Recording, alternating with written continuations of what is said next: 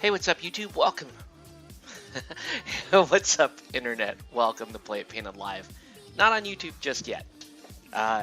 So, welcome to the feed. Just doing another Saturday night here. And we're going to get to the painting here. You can see we're working on these Guild Ball Morticians. And you can see we got a lot of the flesh done last night. Right now I want to come back in and pick off some specific edges and specific bits of the model, kind of bring a little bit of the sharpness back to them. Hope you guys are having a good evening here. And I'm gonna actually have to go through and gonna have to paint some of this some of the ground effects here. And I haven't really decided what I want to do with the ground effects yet, because I'm thinking gray would really continue the sort of dead theme, but I could go with like a really grayish brown, and I think that would be just fine. The other thing I'm thinking is on Gas specifically, I'm not terribly happy with his skin. It looks a little too flat. It doesn't look interesting enough. So we're gonna look at that a little bit as well. Also, I'm not 100% sure we've got Obulus the way we want him either. He probably needs to have a little more darker color to him. Sorry, I knock the camera a lot this way. Like I thought I used to knock the camera a lot with the camera facing down, but I knock it way more with the camera facing straight out like this. And the funny thing is the camera's not, it's taking up less overhang on the desk, but it's almost more in my way now than it was. So, I don't know. I know all the cool kids are doing it this way. I'm not so sure I want to do it this way, but we're playing around with it. See if that's going to work. See, I just did it again. And I'm just doing really simple stuff right now. Nothing to really write home about. But anyway, if you're just joining us, welcome to the feed. This has been a very fun project so far, this Morticians. A lot of cool, just overall a really cool effect and a cool color scheme on these guys.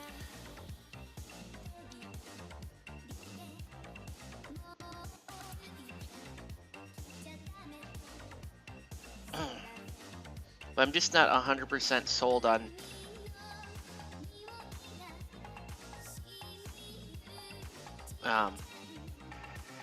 leaving these where they're at. They're gonna need to be smoother. So what I normally doing is I'm sort of juggling between the smooth and the sharp, right? Because I use a lot of edge dry brushing, more than actually going through and picking out individual edges. And there's a downside to that in that, you know, the model can look a little sloppy. And the way to counter that is to apply glazes, which is what we're going to do. We're going to apply glazes to kind of calm down the whole thing, and we'll see how that goes. I think it's going to look fine. I kind of have a glaze picked out that I want to use on this whole thing.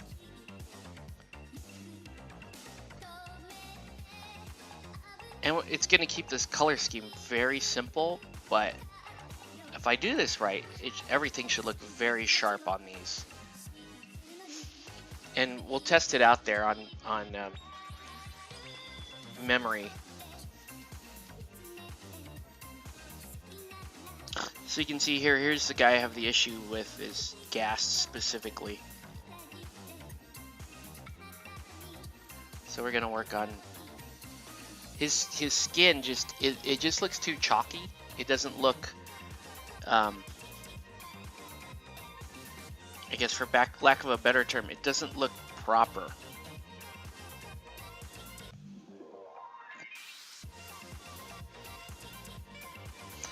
Also, I am going with everyone's sort of having this dead haircut instead of like being blonde and brunette and all this other stuff. I'm really liking that more. Just this sort of dead.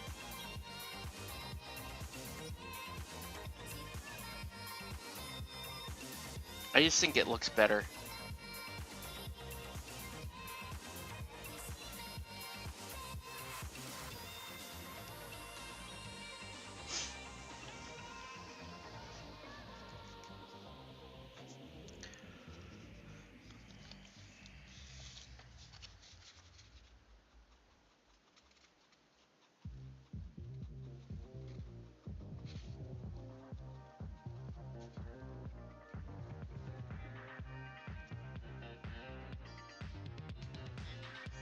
So if you're just joining us, welcome to Play Painted Live. Let us know what you're painting, what you should be painting.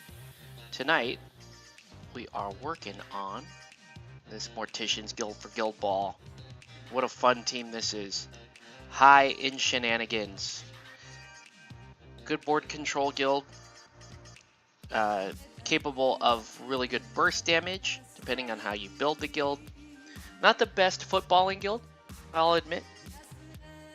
But it's they make up for their lackluster footballing by being able to wreck your ability to football. So that's always a good thing.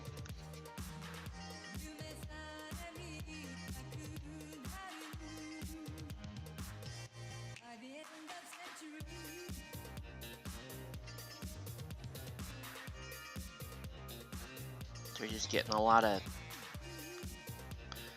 this edging done.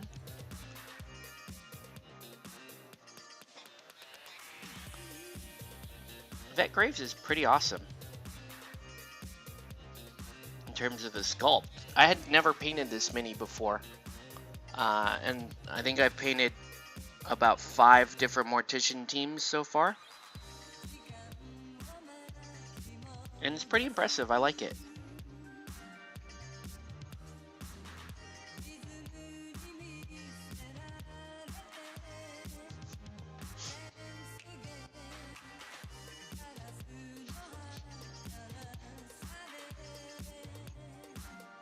Hope you guys are having a good Saturday night and you had a good Saturday so far. Hopefully your weekend is turning out well for you.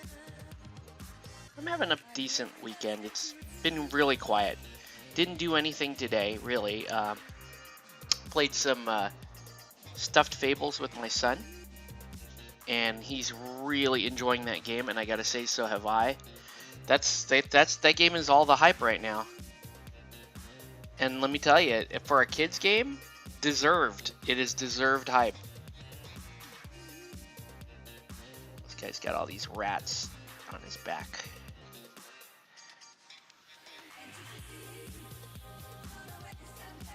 Alright.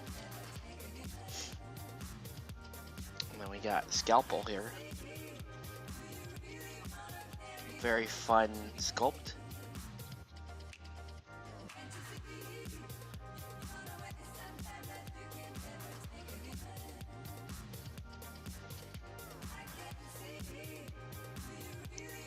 So all I'm trying to do is just get a lot of that detail back into the sculpt after all the airbrushing and the ink glazing and all that kind of stuff.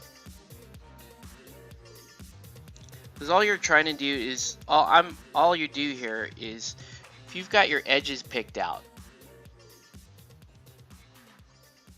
all you're going to do is take glazes and really work them into the shadows, and just sort of exaggerate all your highlights versus your shadows.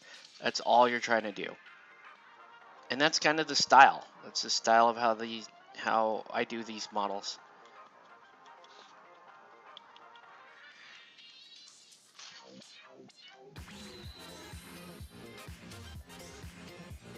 Can we just hear this song?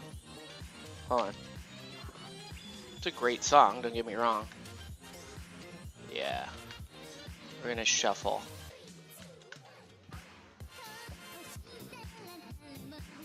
This like is a slightly different mixed version of it.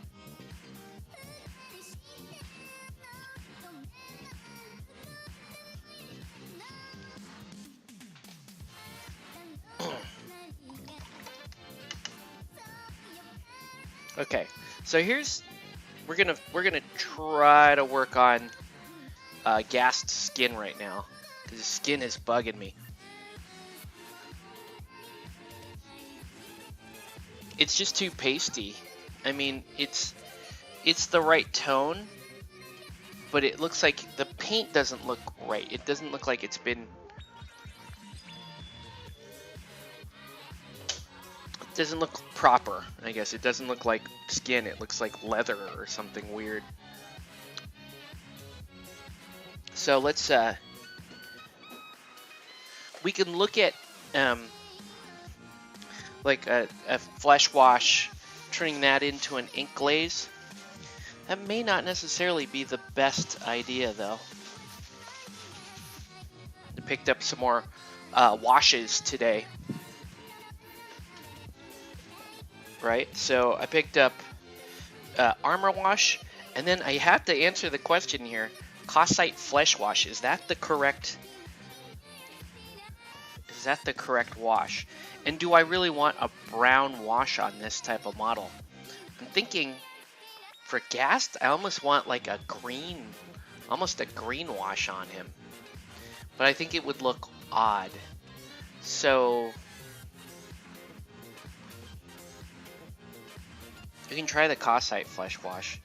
I do think though, maybe I don't know, maybe I do need to have a red, like a ruddy flesh wash, and then follow up with a green. Yeah. That's what we're gonna do, people. Got it. Okay, so we are gonna use the ruddy flesh wash. If I can find it. That's always the rub, isn't it? If I can find it. We're gonna do the reddish flesh wash, and the idea here is we want that to kind of settle into the crevices. Again, if I can find it. What did I do with my flesh wash, people?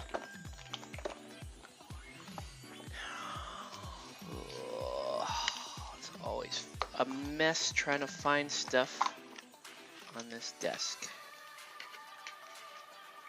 I had it like right in front of me. Here it is. All right. So we're going to use this flesh wash, the P3 flesh wash, which is, it's very ruddy.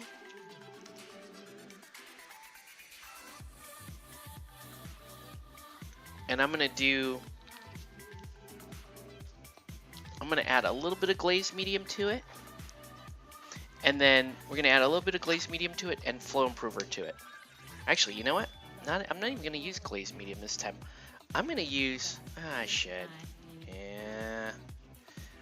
We're going to use some glaze medium. We don't have to use much because I want to retain that color. And then I'm going to use some flow improver. And we're going to kind of target the edging. We're going to drag the paint from the tops of the muscles to the edging. Okay, and that should give us the effect that we want.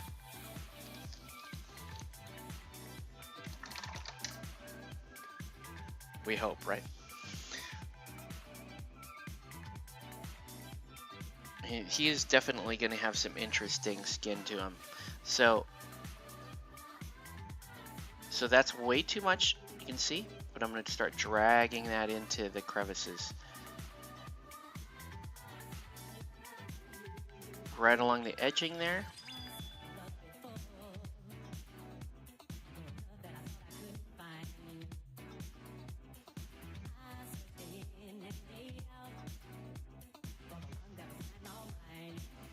There we go.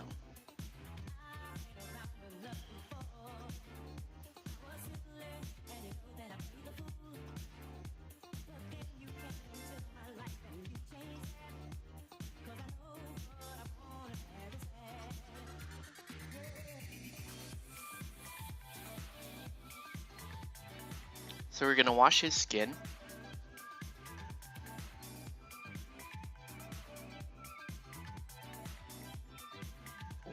This is phase 1 of 2 different washes we're gonna be using on Ghast here. As you can see, it's doing a decent job on the skin. The downside is that it actually now looks too vibrant, right? It looks too. Now he just looks like a dude in a costume. He doesn't look like what I was going for here. Like a really sort of ghoulish looking team.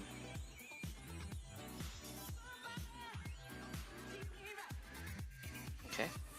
So we're gonna let that dry like that.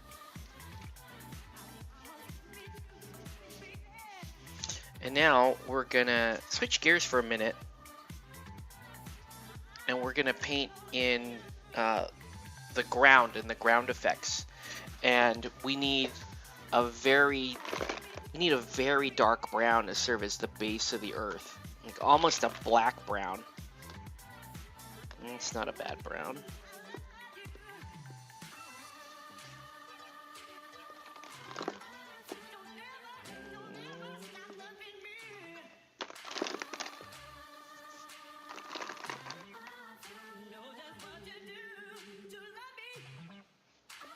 Trying to find the right brown here.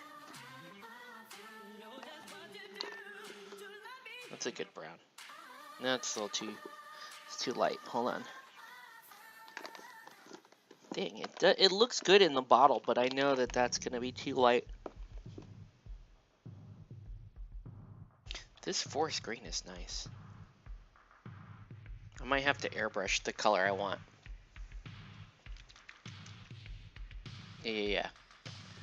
Yeah, I'm going to airbrush the color. So, shouldn't be too bad, though. Besides, this looks like there's only a lurker or somebody tuned in right now, so thank you, lurker, for tuning in, whoever you are.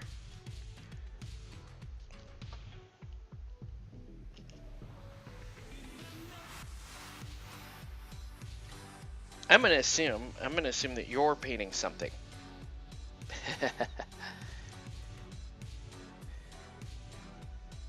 And that's why you're not saying anything, which is fine.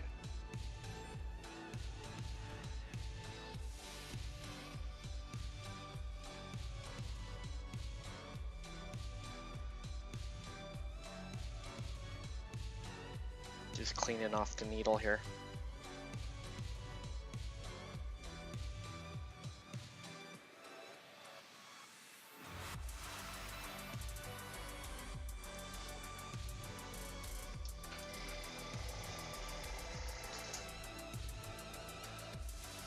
So yeah, it's a very quiet Saturday night.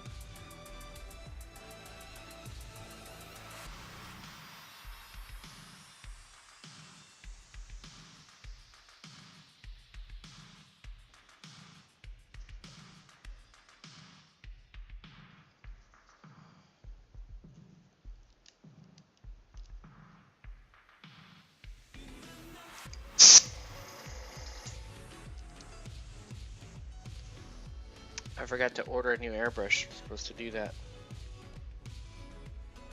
That'll happen soon enough.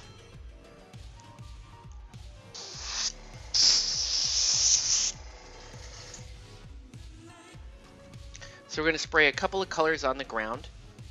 And the idea here is just to help cover them fast and give us this gives us a little bit of a speed advantage. Downside to this is I could get some bounce, so I need to be careful about getting too much bounce. It's okay if I get a little bit of bounce, but too much would be bad.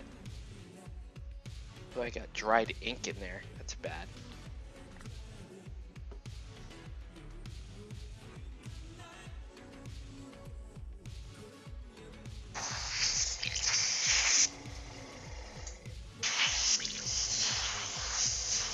There we go.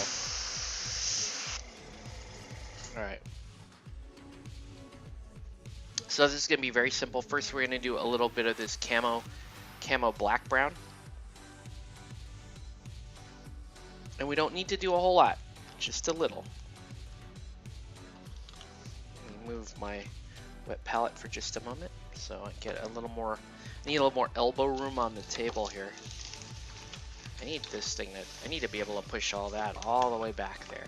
What is all this crap? Alright.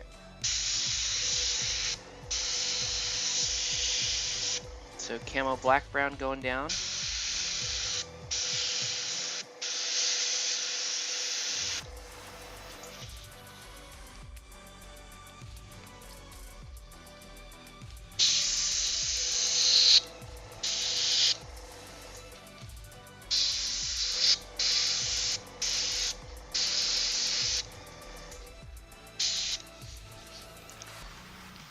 So the idea here is you want it to look like they're standing in a graveyard where there is grass, but you don't want it to look like bright green, right? You don't want this like vibrant green grass.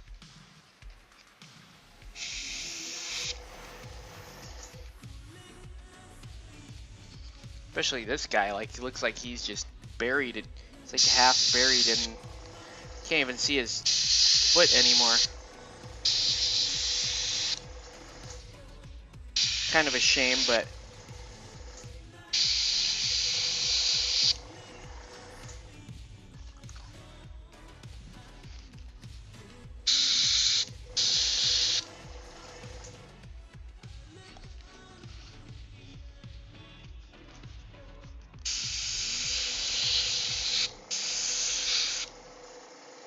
in fact, I'll use a little bit of wood and spray the wooden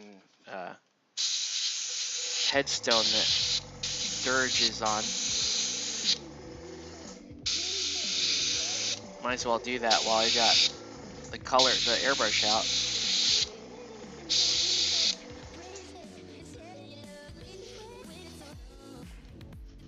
Oh, you got a couple of rats down here at his feet.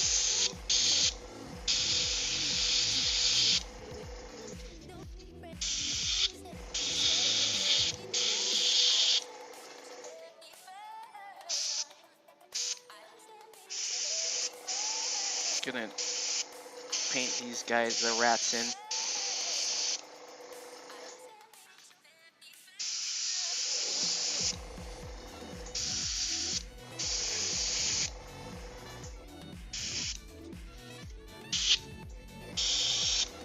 Okay.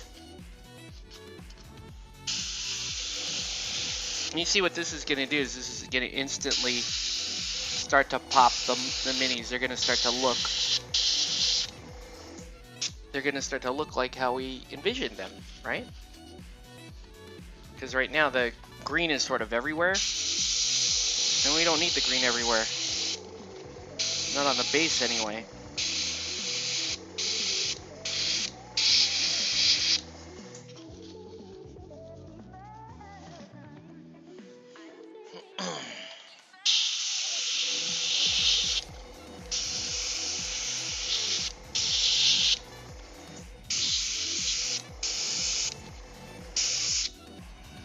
Alright. Who's really missing a lot of this? Maybe this guy here.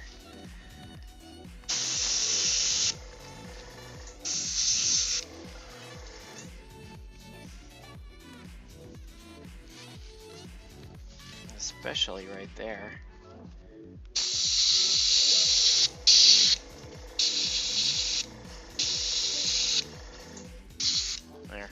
There. So now it's just starting to look like dead, like really dark soil, which is fine.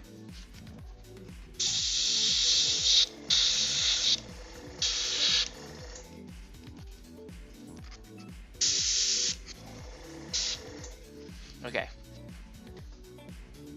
Oh wait, one more here.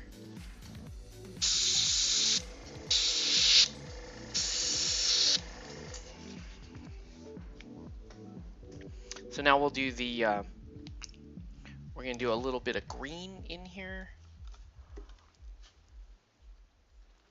But we're going to do like a forest green, right? think I did pick up a... Didn't I pick up a new green to do this? Probably.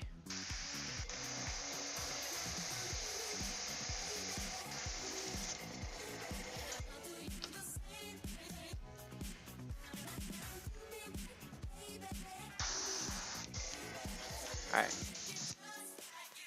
Is this it? US Forest Green? I thought I had a different one. And I'll use it. Thought I had a different one.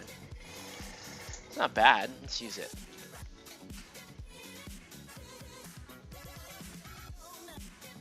It's gonna make this grass look very dull.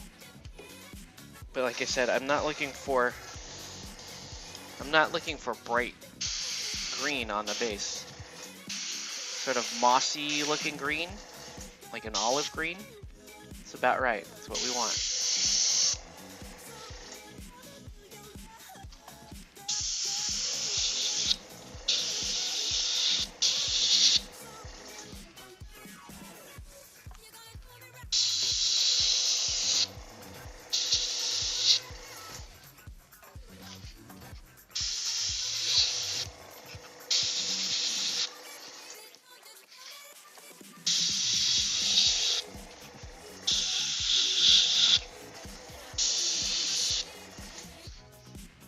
There we go.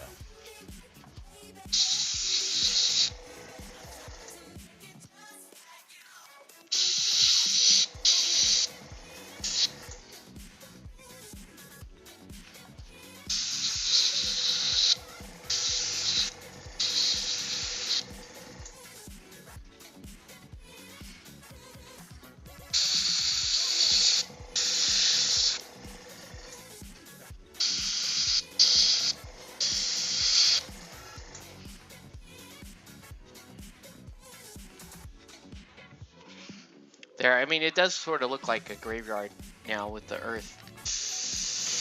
Just like these real green, dark forest green and brown colors.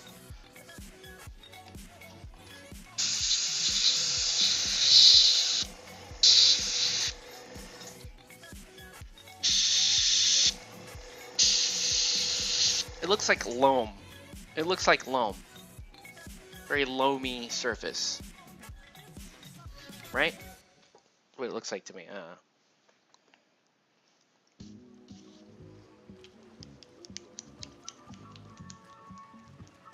Okay, now I need that. I need that Panzer dark, like that Panzer dark gray.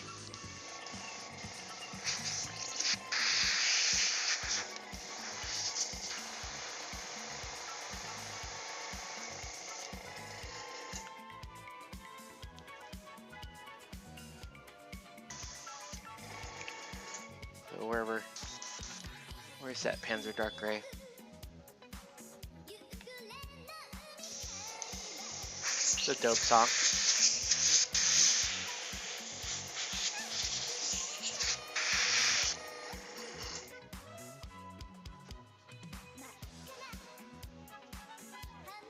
Panzer Dark Gray.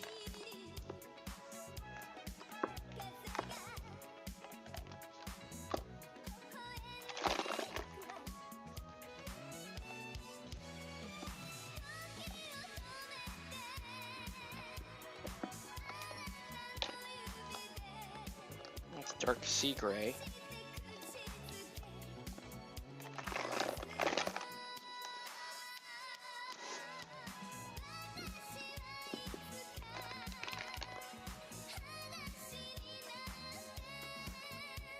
I could use this cold gray.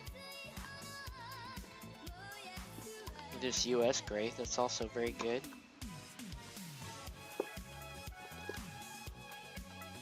I think, oh, I found what I actually wanted, Panzer Dark Gray. It's a Christmas miracle. There's specific things that I want to paint this Panzer Dark Gray. But mostly like the poles, like these.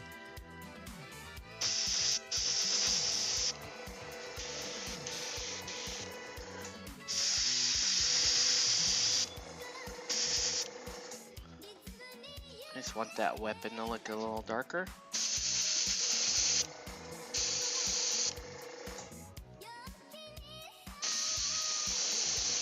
Actually has a black glove there. Okay.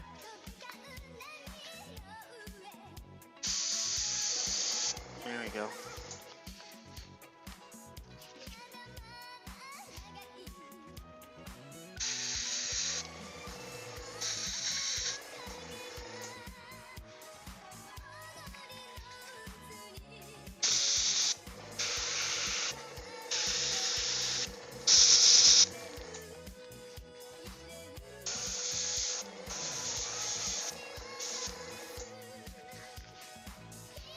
And especially an Obulus here, he needs a lot more darker tone to him.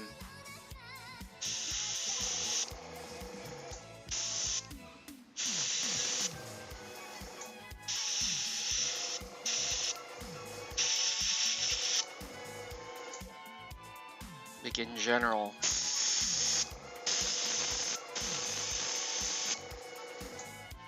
Just make him darker looking.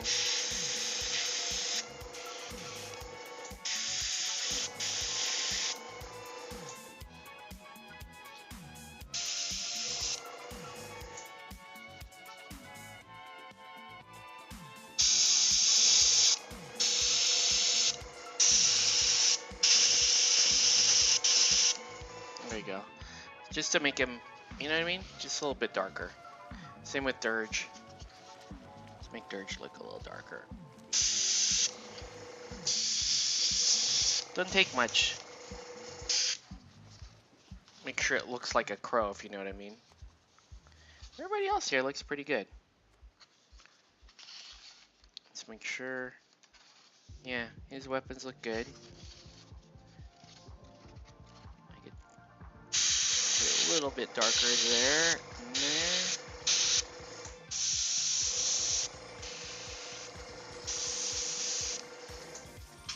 Not bad.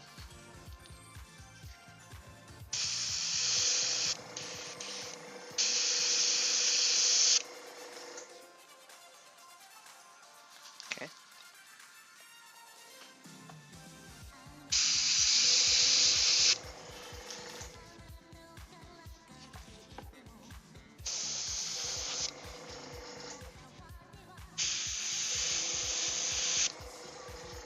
There we go. Okay, not bad.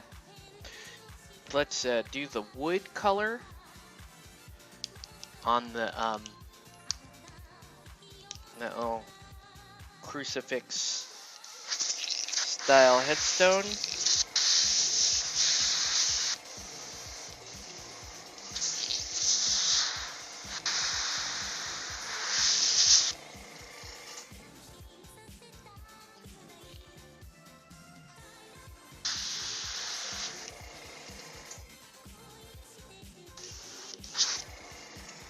Alright.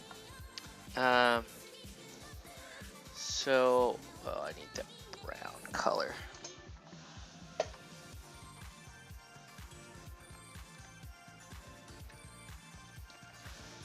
This is good. You can see they're coming together though, right? I hope so anyway. They look like they're, to me, they look like they're coming together.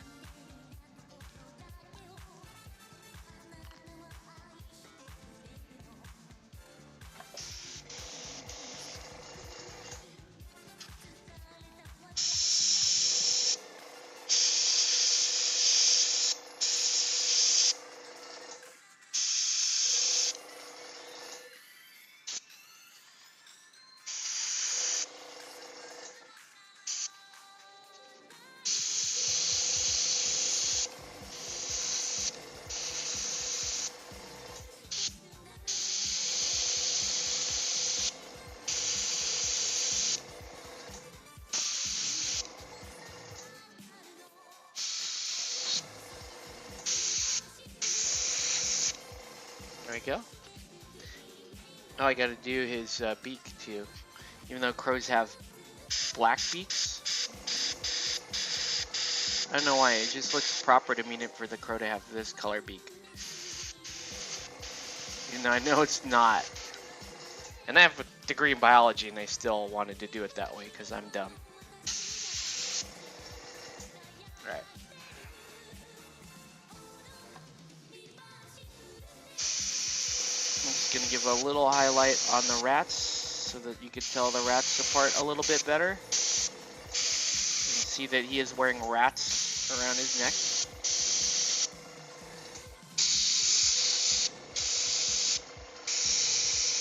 And that he has rats at his feet. There. Anybody else have in need of this color? I don't think so.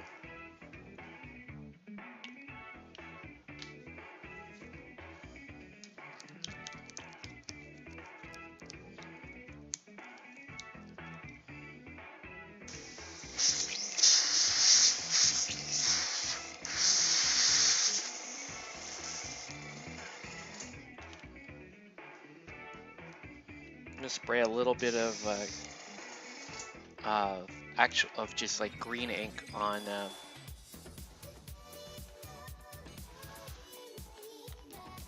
into the eyes of what's it called? Brain pan. I don't remember which one is brain pan and which one is memory.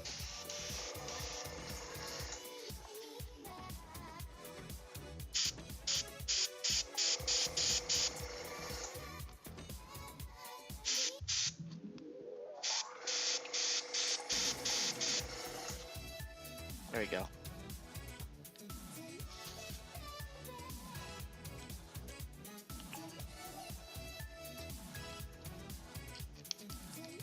And like I said, since I have the airbrush out, we're gonna prime real quick, guys. Should take a quick little detour here.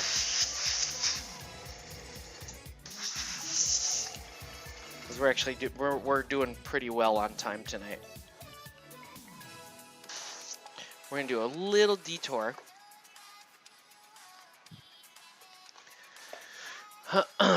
And where did it go? So my son wants to paint this model. This is a mini he picked up today. It's a displacer beast.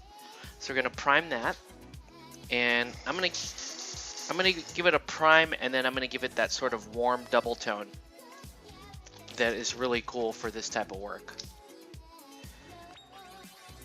Just get him in a good place to where he can, because he wants to paint this. I think he wants to paint this on a stream. So we may do a stream tomorrow. That stream would be on YouTube, not on Twitch, just so you know.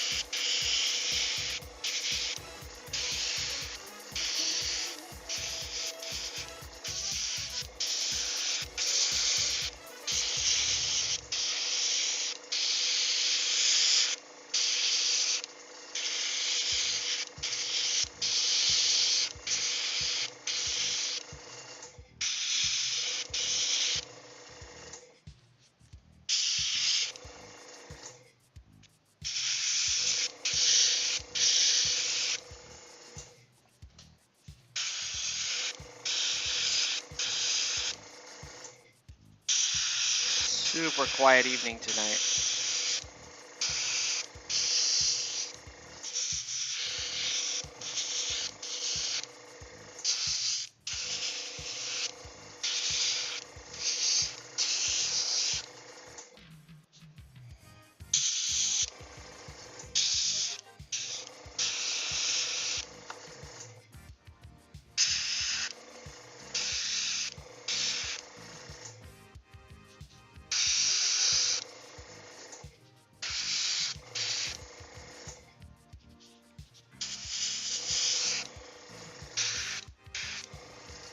Okay.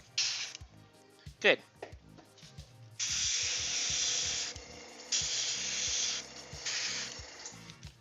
All right.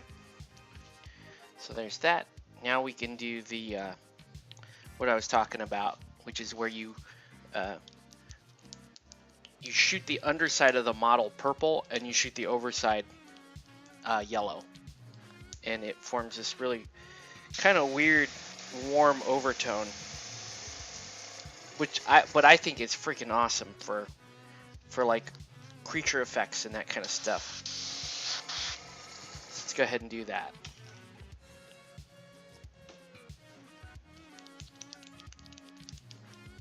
Then I promise you we'll get back to the Morticians, who are almost done.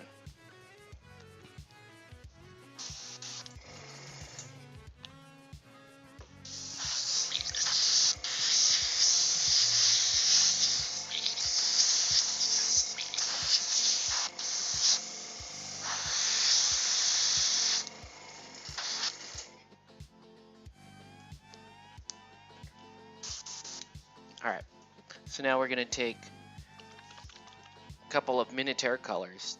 The Echimus color, and this is going to be sprayed on the majority of the model, including the underside.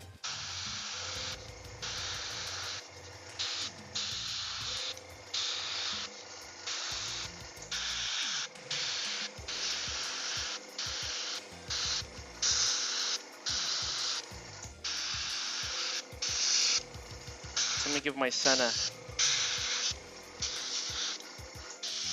bit of a head start here in terms of painting his model tomorrow.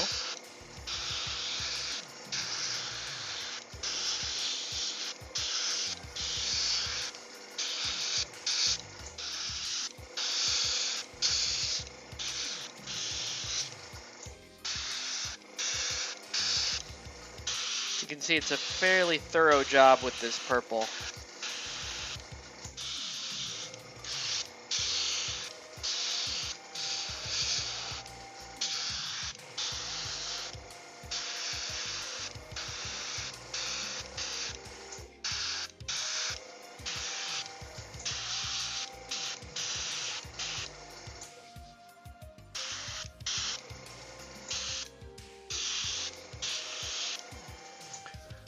Alright, so there's that. Okay, so once that's done, I'll rinse that out.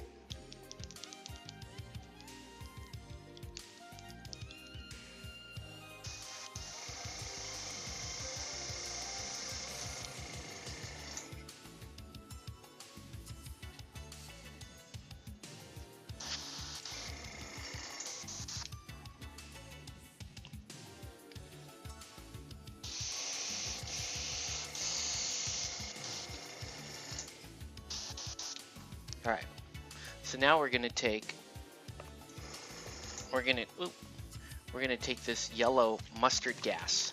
This is gonna spray really thin, and we're gonna zenithal prime with the mustard gas.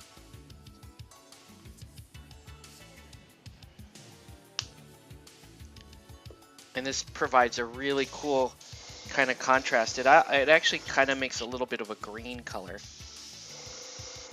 And you just do it real, you start light at first and then you build it up towards the top of the model.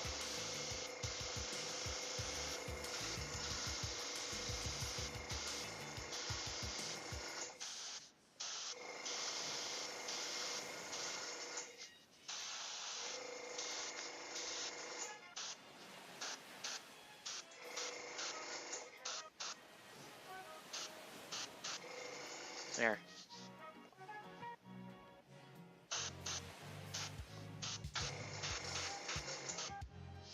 Right? There.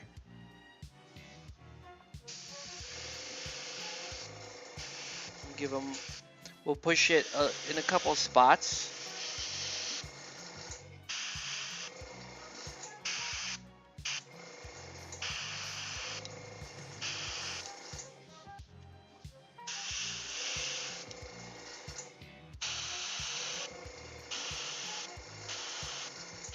What this is going to let me do tomorrow when my son is painting this is going to let me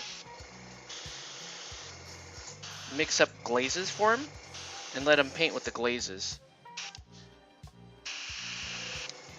That way, you know, he can get a good, you know, a reasonably clean result.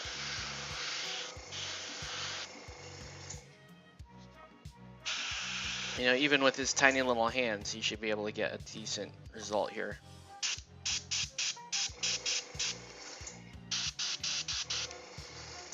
Okay.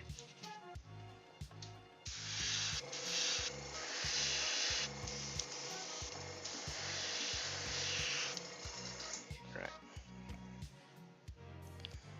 And I'm going to give him a little bit of gray on the bottom, on the rock.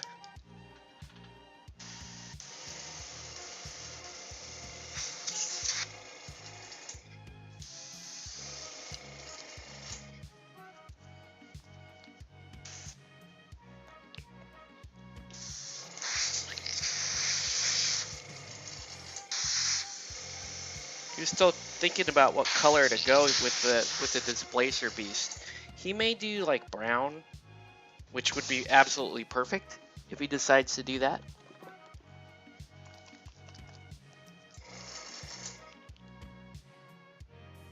We're gonna get him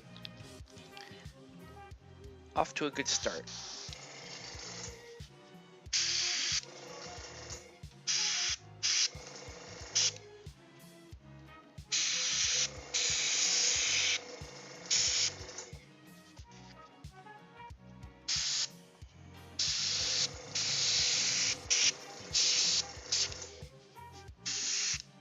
Okay.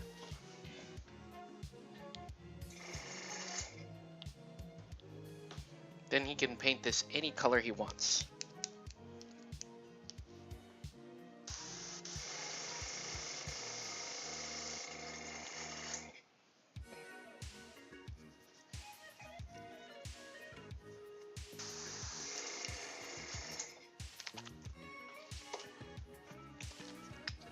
Throw a little more black in there just to get on the base.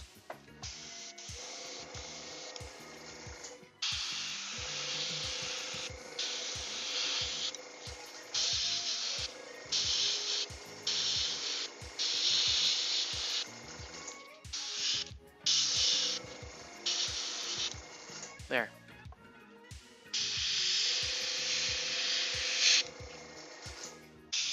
He's in good shape. There we go. There. That's good. Now he can paint that any color he wants. It'll have a nice zenithal tone to it. We can use a bunch of glazes on it tomorrow. It'll be great.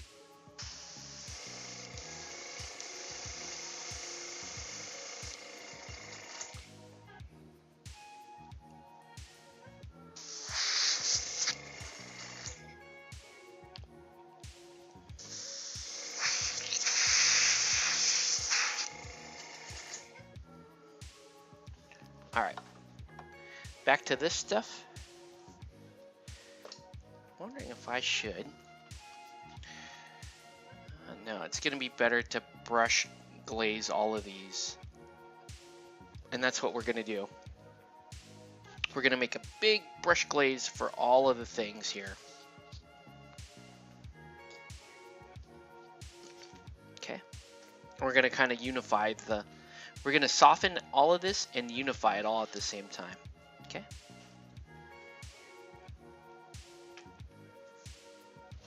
All right. And we're gonna do that using, this color here, verdigris, as the main effect. All right, and we're gonna make a really, really nice, actually, maybe not even verdigris. Maybe turquoise ink would be better. I think turquoise ink would be better. If we made a turquoise ink glaze, I think that would be the best way to do this. All right, so, God, it's so quiet tonight. It's okay. I will still work diligently to get this all done.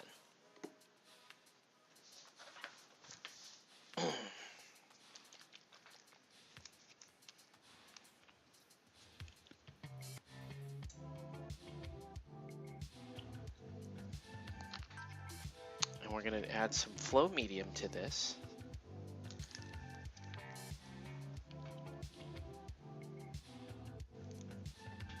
And the idea is this is going to go everywhere. This is going to go all over the model. The models. And it's not, it shouldn't actually give you much of a different look to the models. It should actually, if this works properly, it should actually just sort of give you a richer look without changing the color significantly. You know, the key part here is we're applying the glaze all over the model, and the glaze is going to kind of up the sheen a little bit, and it's going to make all that like fuzzy dry brushing look more.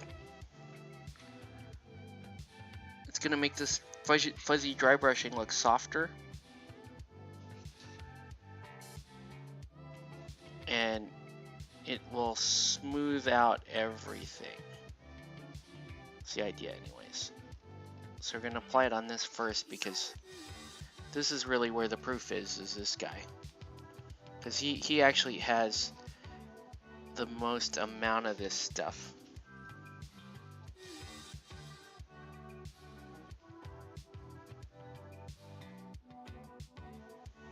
You don't want to generate too much foam here. But you want this turquoise ink glaze to go everywhere. Right, see how rough that is right there in the back there? We're gonna unify that all with this ink glaze.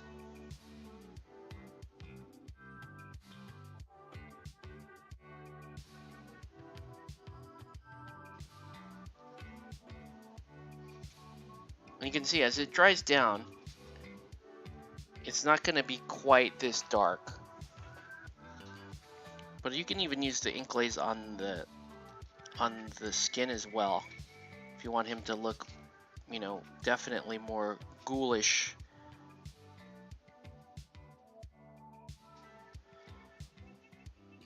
But that's the point there. Get it on the entirety of the model, and then let it soften everything.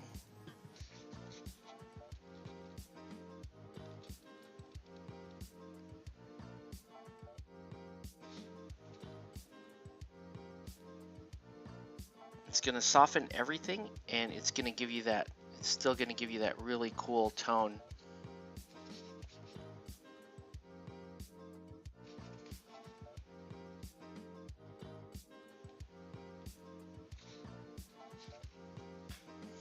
And let's say we wanted, you know, the top of this to look lighter.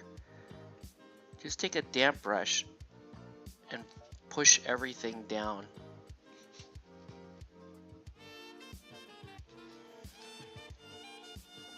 That is exactly what we want right there.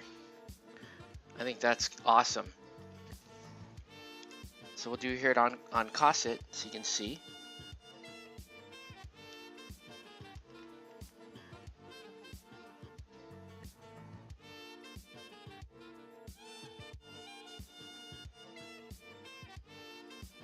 And we're going to use a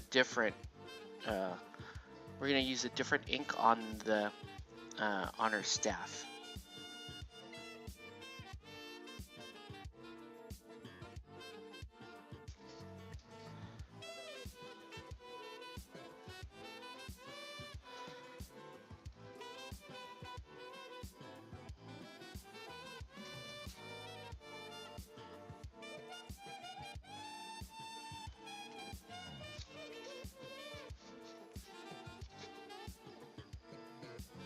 Now I could even use it on her hair if I wanted to, but I probably won't. I'll probably use a darker ink wash on her hair.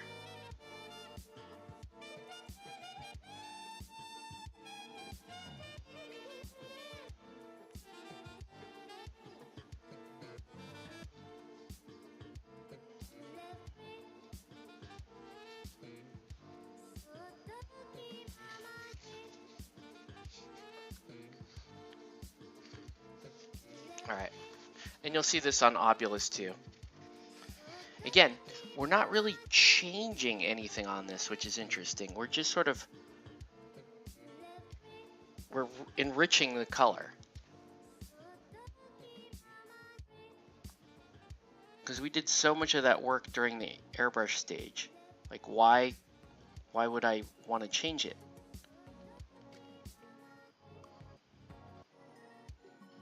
I do need to fix his beard down there. Which I will. So if you're just joining us, welcome to Play It Painted Live. Let us know what you're painting or what you should be painting. Tonight we are pretty much going to be wrapping up this Morticians Guild.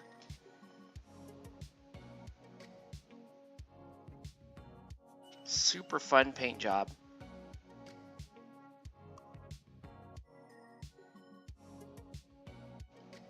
And, you know, we went with like a ghost-like theme. Like, you know, if you remember the Lord of the Rings, the Army of the Damned, basically. That's kind of what we're going with here. And it's a really strong theme. It's a really strong theme with a tight, limited palette. And your ability to pull off the look hinges on, you know, how you're able to pick the colors and then transition those colors.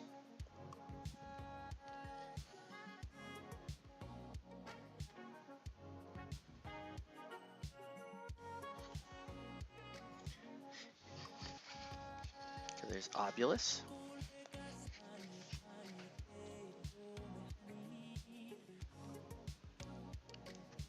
Now we're going Vet Graves.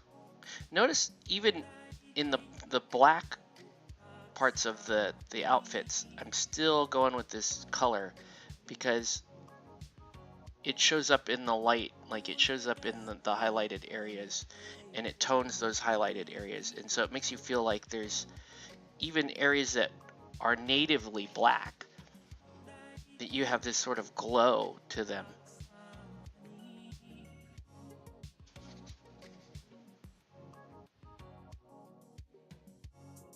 Right? So even though his gloves are black, they're highlighted in verdigris, and then they've got this ink glaze over them.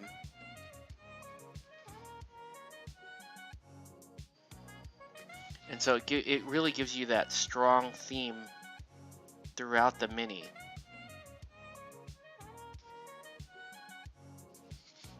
And you can see how it's enriching the color there.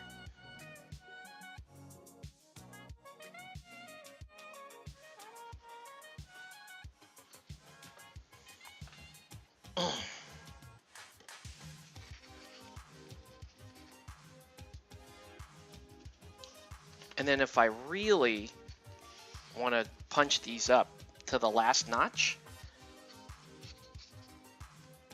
I'll pick a few edges to highlight white and just make these guys look really sharp.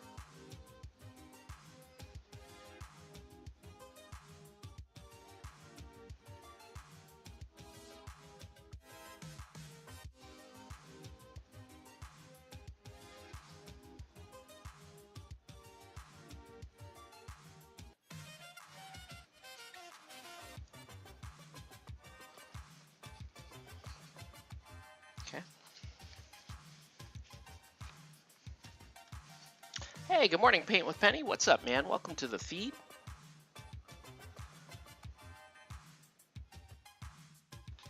Hope you're having a good morning. This is a Saturday evening still for us on the West Coast United States. And right now we're working on this guild ball, Morticians Guild. And I'm basically enriching, adding a little depth of color here by adding an ink glaze to the entirety of these models. And you can see how it's kind of bringing out the color there. Not much happening. It's very early Sunday. Yeah, you're up early. Is that normal for you to get up early on the weekends? I know it is for me. I get up early on the weekends. But I do something kind of cool. I get up early and feed my cats and then go right back to sleep. There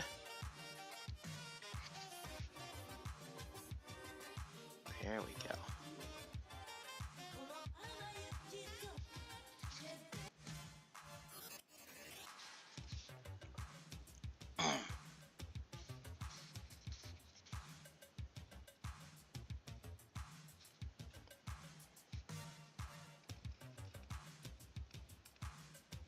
This is so fun. It's gonna blend all of this together.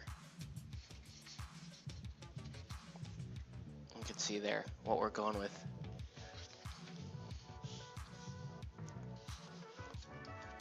So you could suppose you could call this a lion. Fortunately, I'm up so much at 5 a.m. even on my days off. Yeah, me too. Yeah, I wake up at 4:45 every morning for work, and so on weekends I still get up at that time.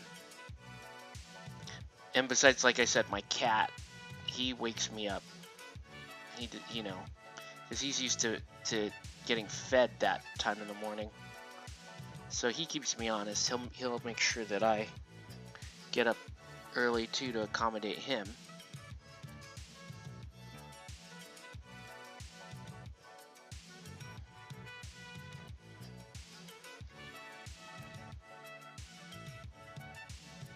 Oops.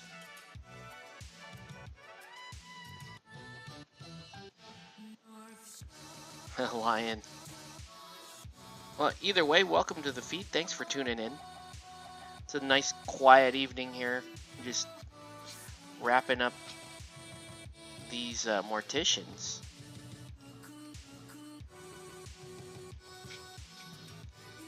And so with a team like this,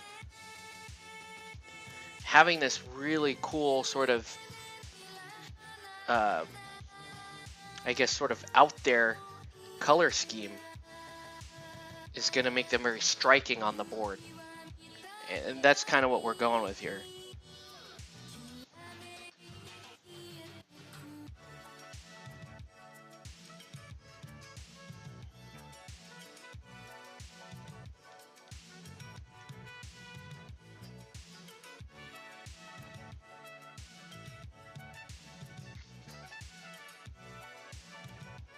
I have to say, this is probably one of the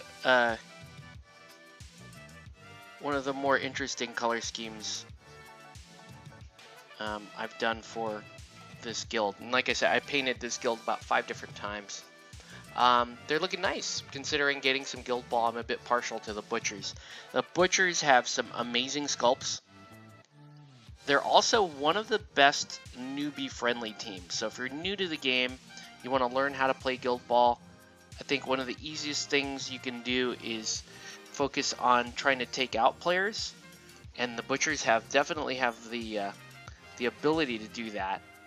But in addition, you're also, you know, the Butchers are, people always think of them as sort of the beat stick team, but man, don't underestimate the Butchers' ability to string together some goals and really cause some problems for your opponent, especially when you're kicking their ass in melee and then you break off and score a goal. That's like insult to injury there.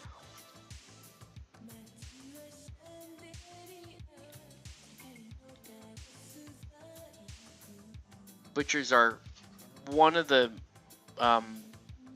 my go-to recommendations for new players because of that.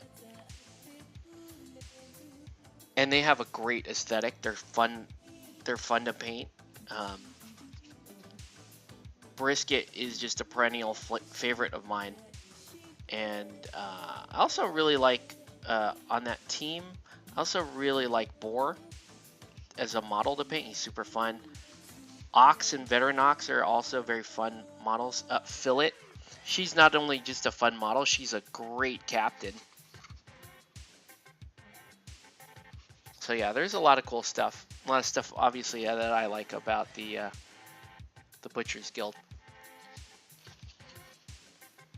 Okay, here's where it's going to get interesting, right? Because I've got Ghast here. And like I was saying before, his skin was bothering me. His skin is first it was too pasty. Then I went in with a flesh wash, which I have on here right now. And it doesn't look bad, but now the flesh looks too red.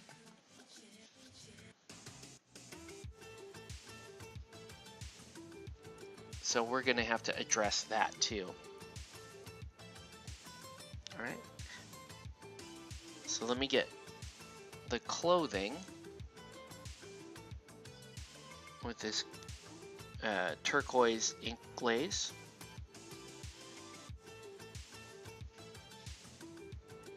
That I'm sort of using it as a wash. You know, I'm trying to get it into the creviced areas and that kind of stuff.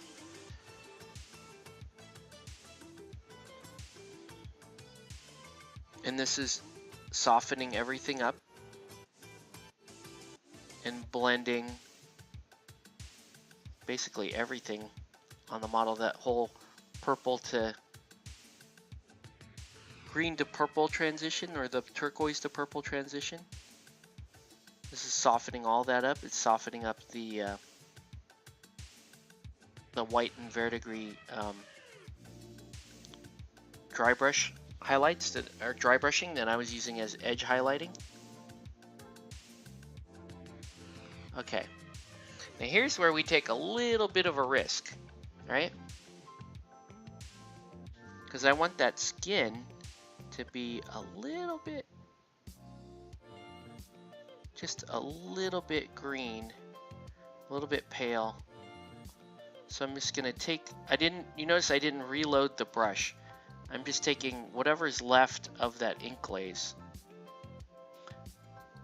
and trying to get more the tops of the muscles and that kind of thing.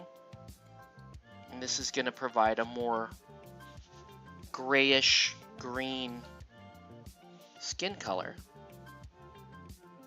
to kind of offset the red wash a little bit. And it's gonna give me the little more like sickly effect. And right now, I gotta say it's working like gangbusters. It's exactly what I was hoping it would do. And as long as I don't actually dip it back in the wash, and I'm just using it to very slightly tone the skin, it looks great.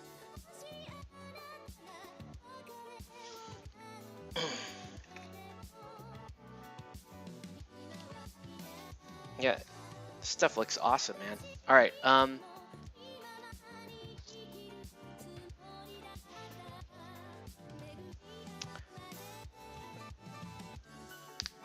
so we still have a few things that we need to edge.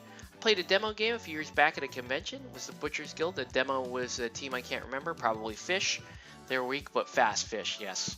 The thing that impressed me is that you scored points for doing things your fans liked. Obviously, your opponent team was expected to score touchdowns, but I scored points for tackles and kills. I killed all but one of his players and was winning, and suddenly out of nowhere, he scored a touchdown and won the game. Man, so you played against a pundit that wasn't about to throw a game. There's a lot of mixed opinions on that, right? If you're a game volunteer or a pundit or something, right?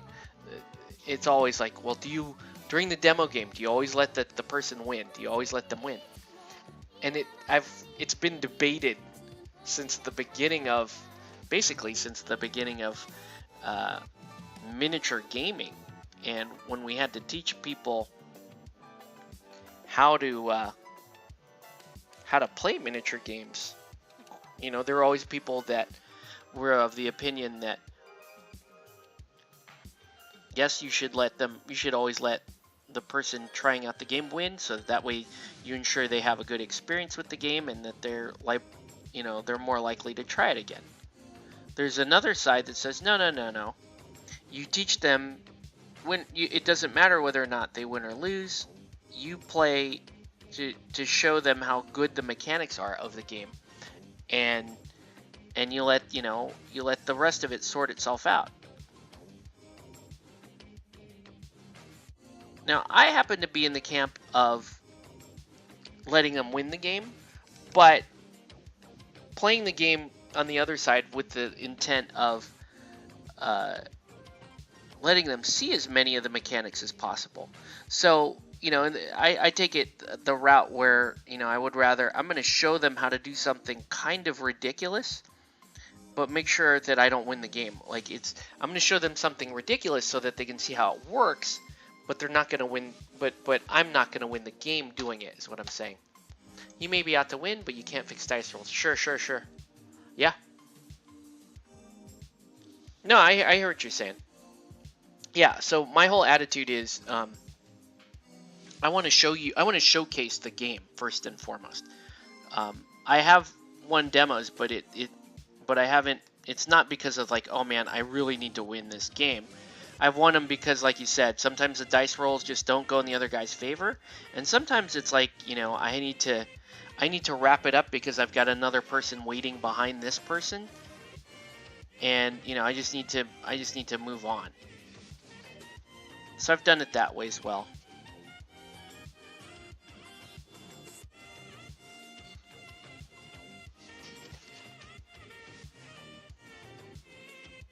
So these are looking pretty good, man. I gotta say. These are looking the way I need them to.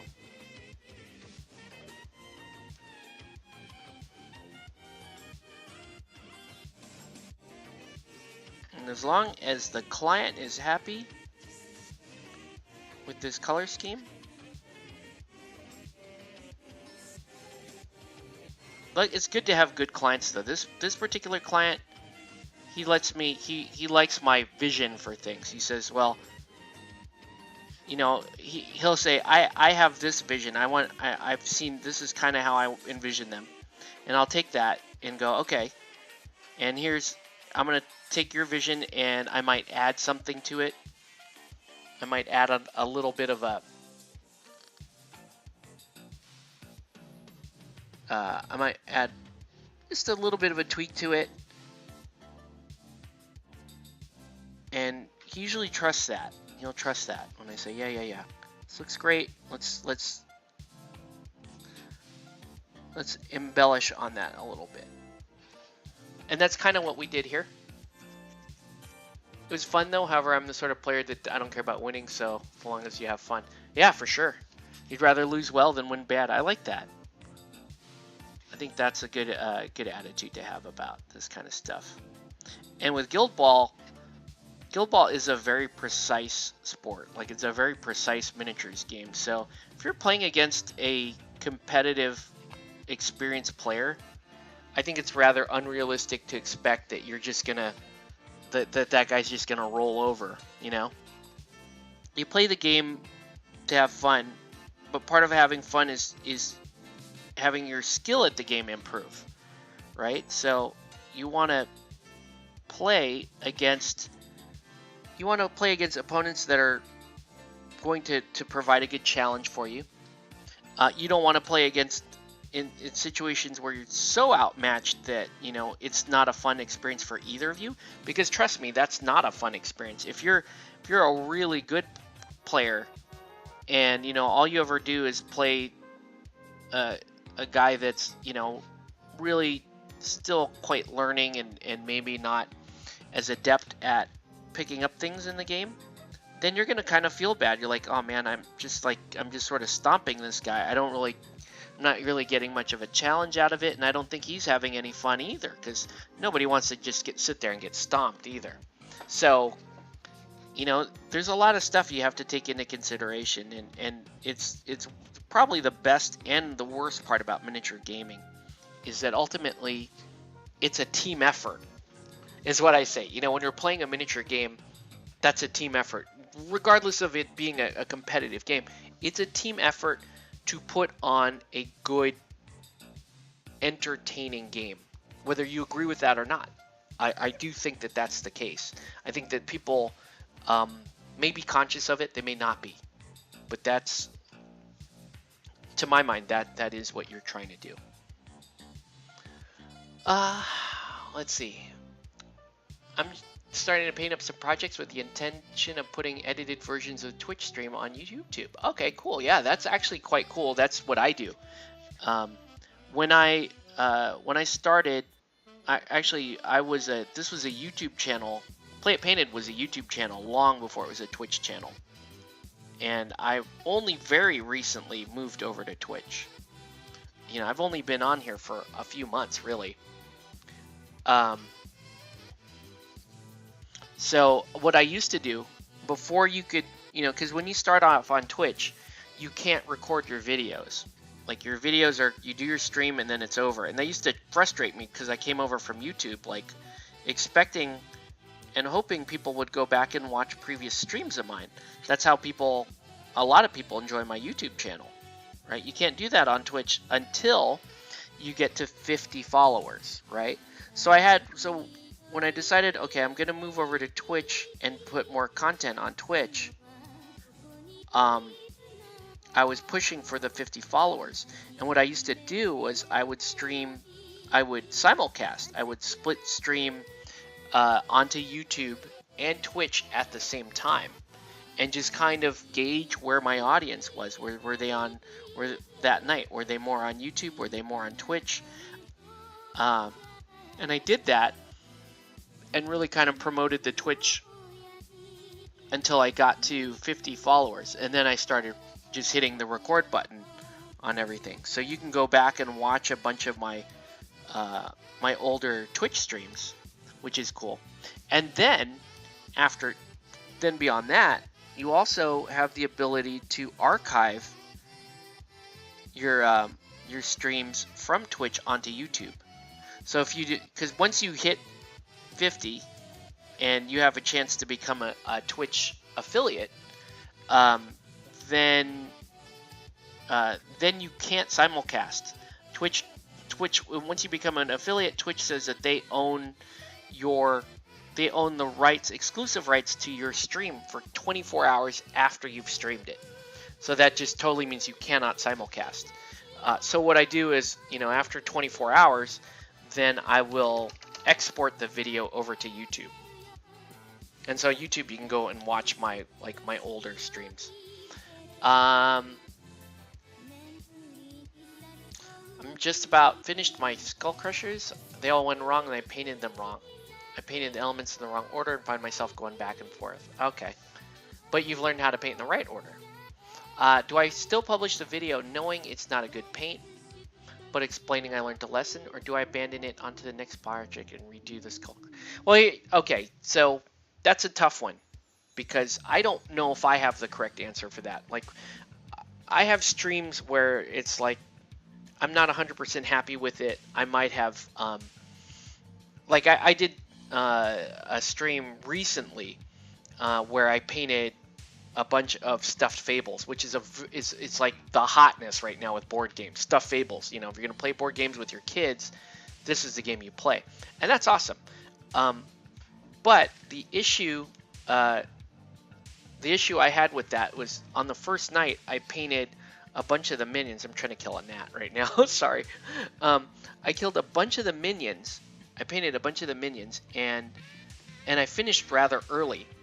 And at the end of that, I had stuff out, and you know, I was talking with my viewers, and and I ended up getting into a rant, that's common for me. I can, you know, I'm easily trolled, right? I could go into a rant at any moment. You've been warned. And so I finished the minis at 2 hours in, and I went on a rant for the final hour, and so the entire stream is 3.5 hours or something, but I'm literally done painting at around 2 hours. So I was like, well, should I upload that to YouTube? Is that worth uploading to YouTube? And from the standpoint of being able to see the process of what I've done, then yes, it is.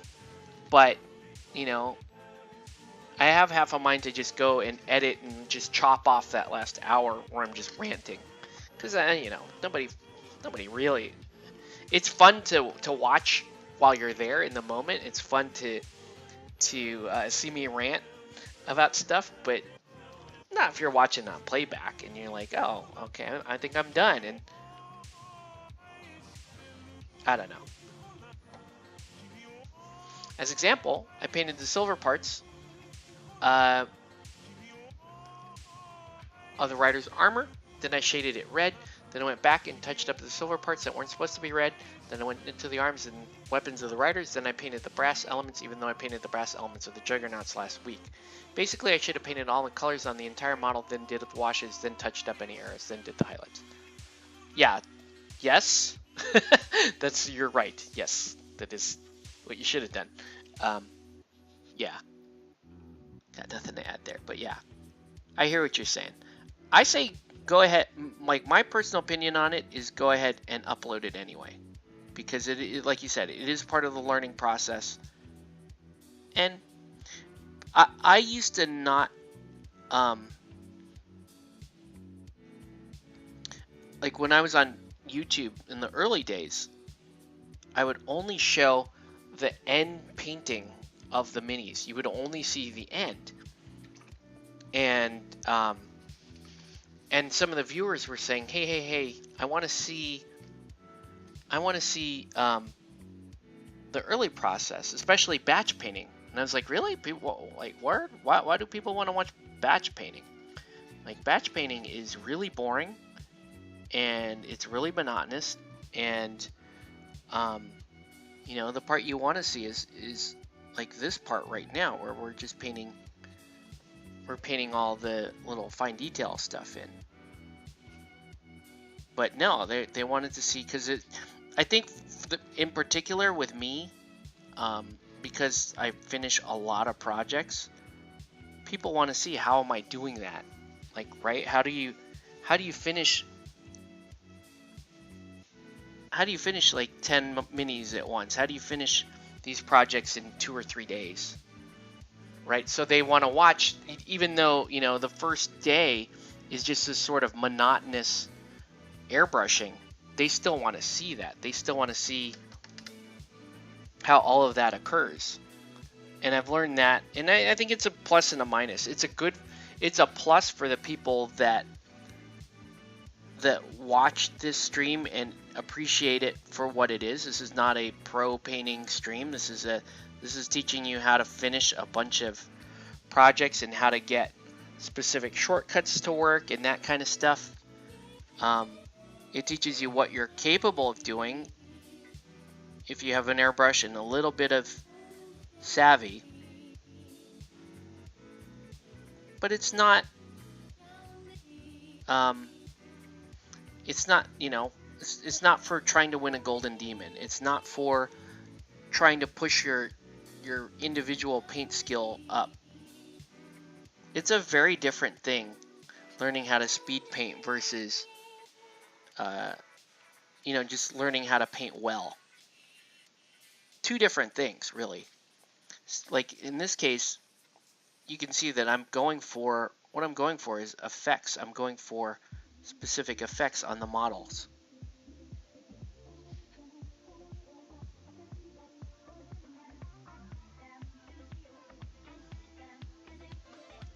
All right, so I've turned a build that should have been done in 2 or 3 videos, the one that will now be about 5. Again, I think that's fine though, because like I said, people want to see the whole process.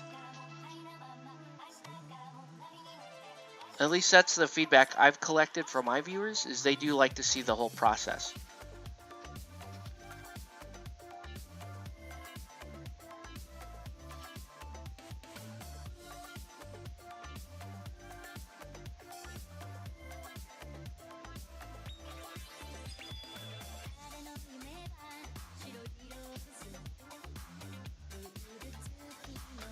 All right.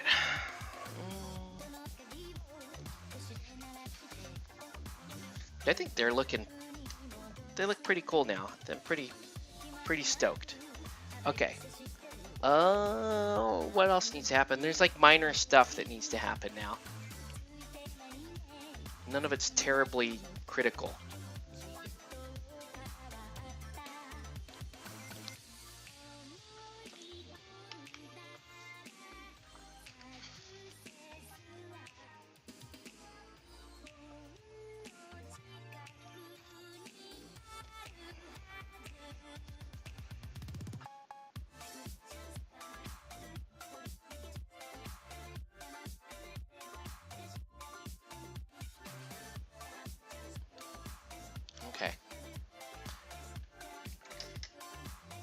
Now we're gonna do armor wash, if I can find it, on all the like metallic bits.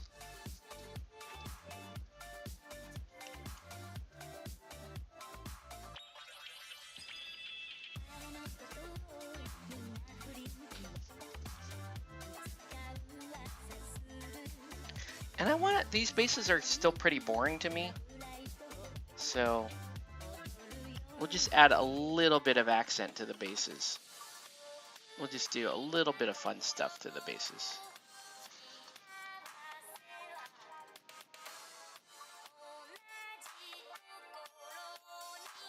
Oh, and I've got some skulls, so I'm gonna need like a bone white, like an ancient bone white, that I can just throw on there and kind of genericize the skulls. Sure, I've got something. That's exactly what I want. Dirty bone. So we'll go back and do that once I finish washing all the metallic bits. Anyways, I have a surprise package today. I had a delivery yesterday, but no one was home to answer the door. To collect from my office is a 1/48 scale B25B. Nice. Score, that is quite nice. Congrats on that. Alright. Yeah, we gotta punch up the basing a little bit. The basing is boring right now.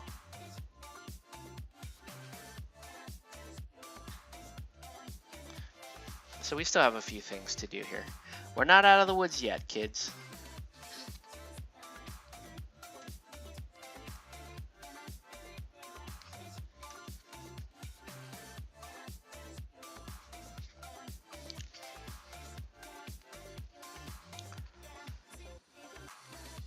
I'm looking forward to the stuffed fables though. Love the sculpts and the paint job is completely different. Oh yeah, super fun.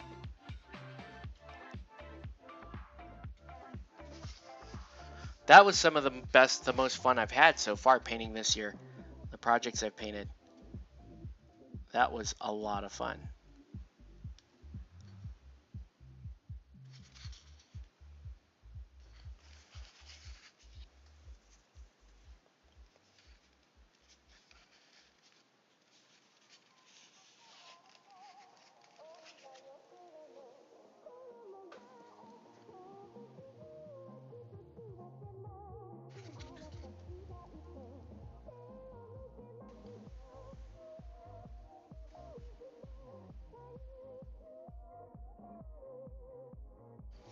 Okay.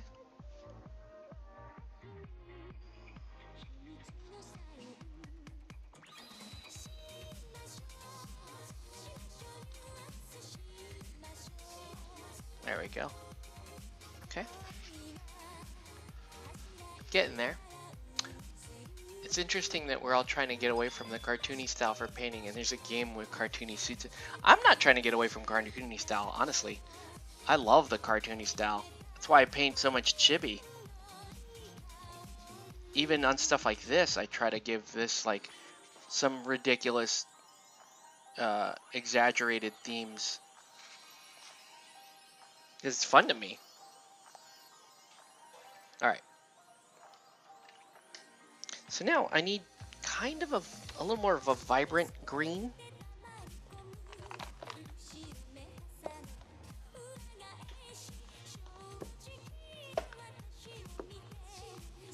I'm looking for a very specific green. That's not a bad one to do. Oh, here we go. No, that's the wrong green.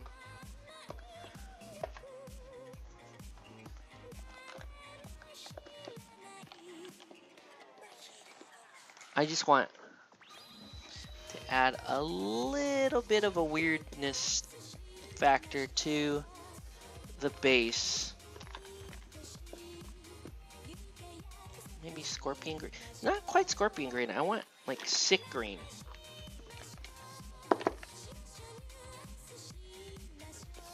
I can't find it. The sick green? There it is. Alright, so just to add a little bit of variety to the base.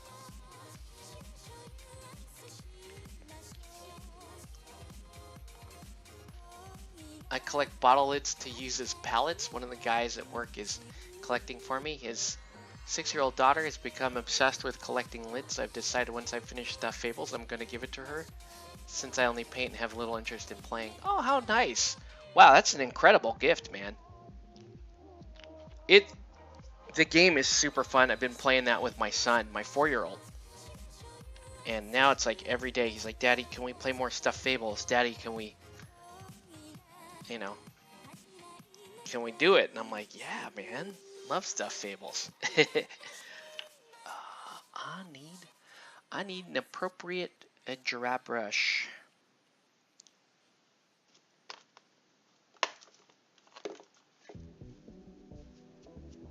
It's a little too big. I should have one. Sometimes I give away the smaller dry brushes.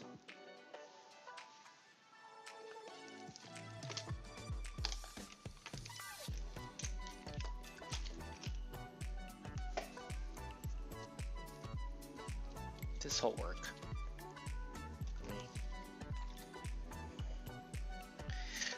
So if you're just joining us, welcome to Play It Painted Live. Let us know what you're painting, what you should be painting. Tonight we're working on this Morticians Guild.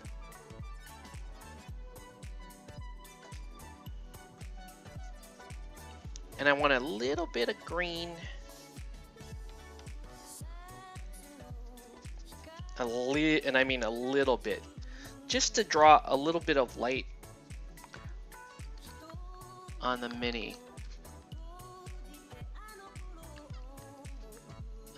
It's a little too foresty green.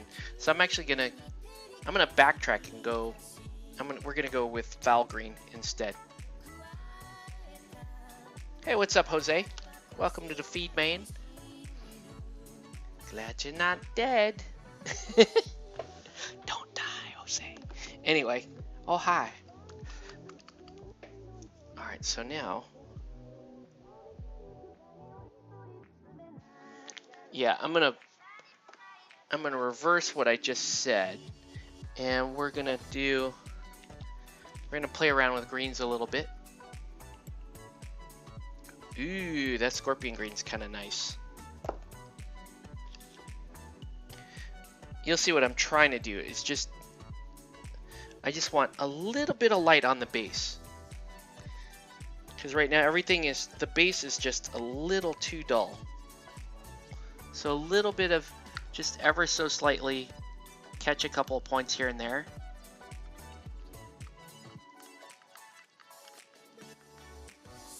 It's not bad. Yeah, it's not bad. So it still leaves them looking kind of supernatural looking with their kind of blues and that kind of thing. Fact.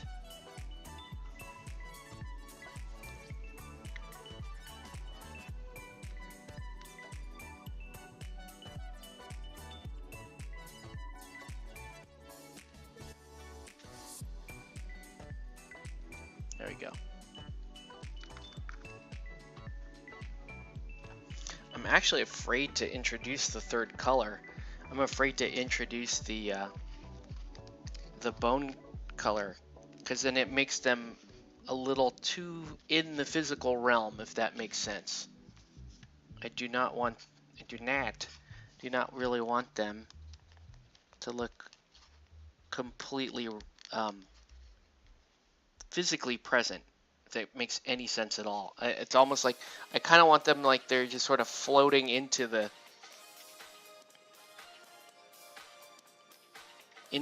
guild ball pitch.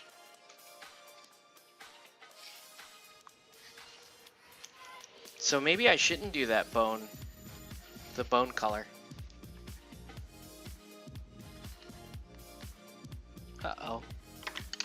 There's something that could use a little bit of touch up right there.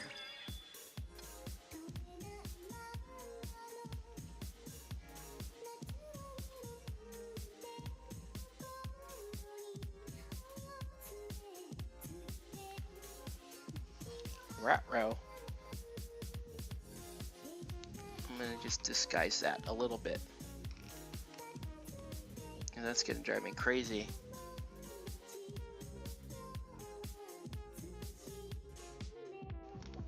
There we go. Looks like there was a spot, like a spot of something got on it that shouldn't have. There we go.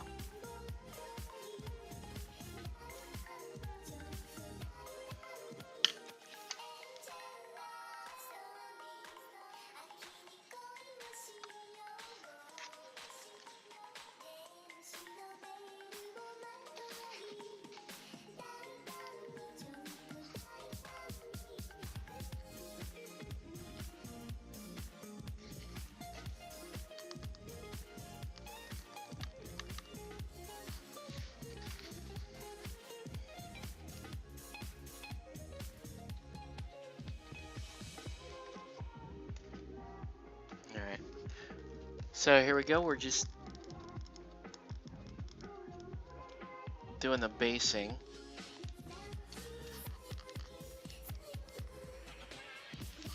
Deciding if I should throw tufts on these bases or not. I think that would make them look more interesting, but I don't. The downside is just how much I had to build up the bases in order to cover the previous flock job. You know, that's the problem with the refurbs, is you're trying to fix the whatever the guy did before you on the basing. And it's like you end up burying the model because you just need to get a little bit of texture on there. But to get a little bit of texture on there, you have to build.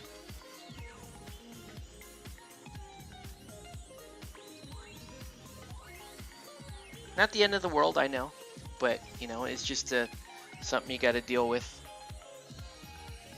when you're doing this kind of stuff. I think tufts would be good, right? What do you guys think? If I did a tuft on each one of these, I think that would be pretty good.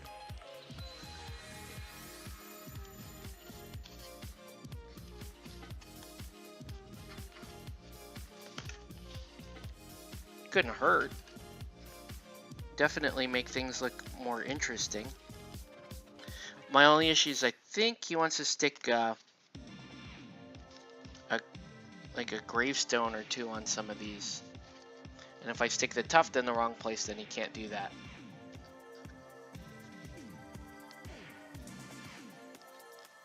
So maybe for now I just leave them.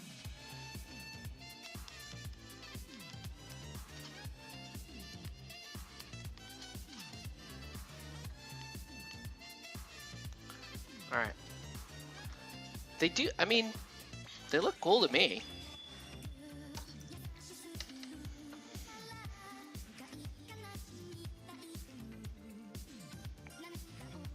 Let's, gonna agonize over this thought here.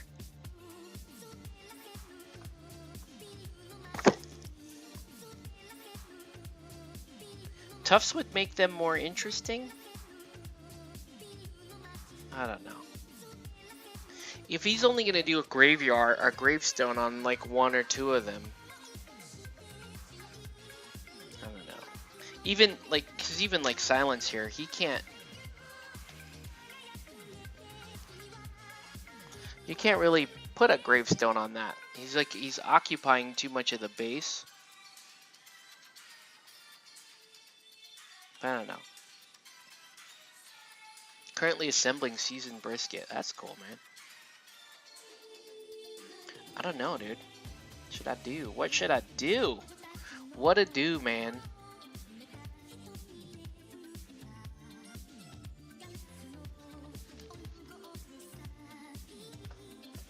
Let's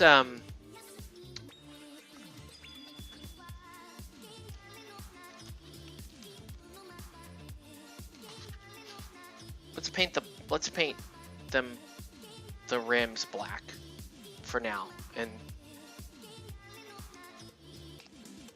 yeah,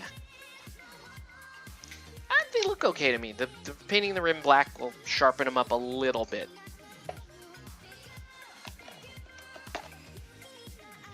I know I have black up here somewhere.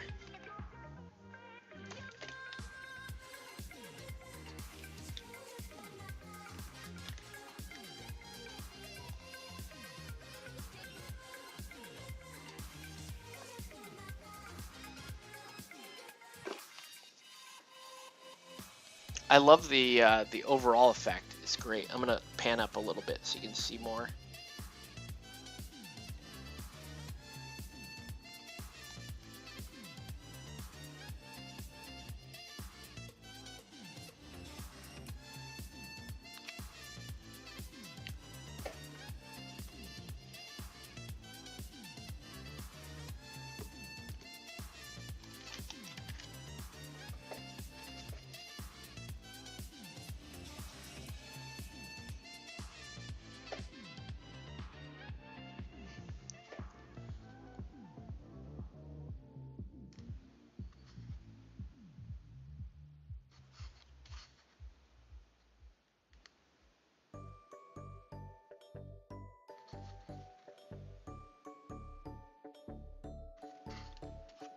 I think I have to take him off.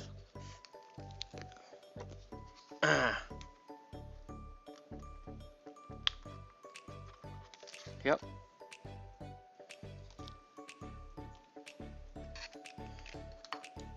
Whoa.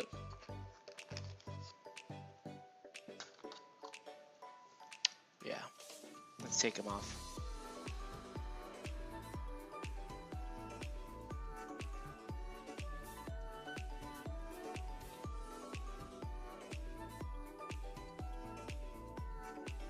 If you're just joining us, welcome to Play It Painted Live. Let us know what you're painting and what you should be painting. Tonight we are putting the finishing touches here on this Morticians commission.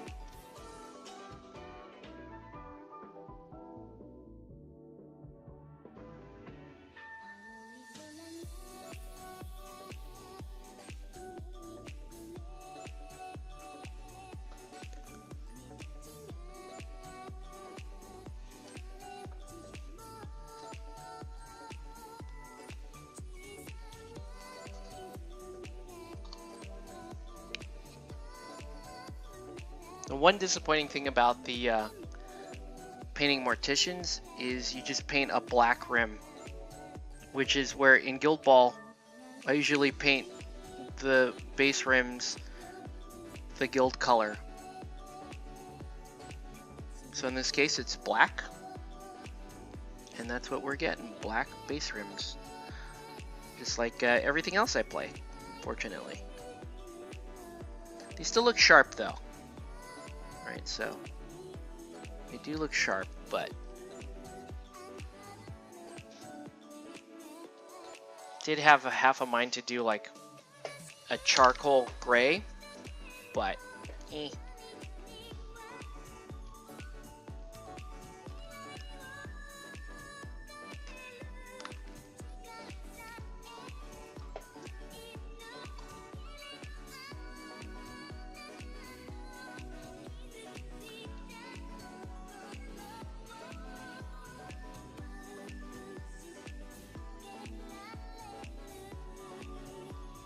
Itching to play some more Guild Ball.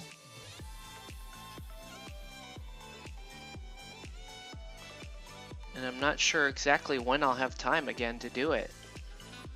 It's gonna be a very full week coming up. I think the best odds I would have would be like a daytime Tuesday game.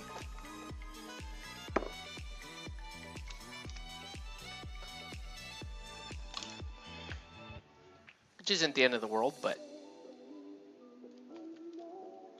you know, whenever I have to do those daytime games, I do have to kind of triangulate, you know, find somebody who's around at that time and make it happen that way. Ah!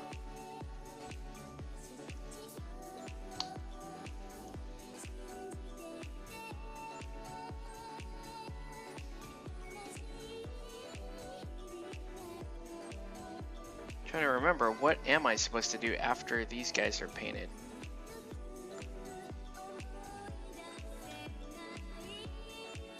should I be working on? Should I be working on Rising Sun after these guys?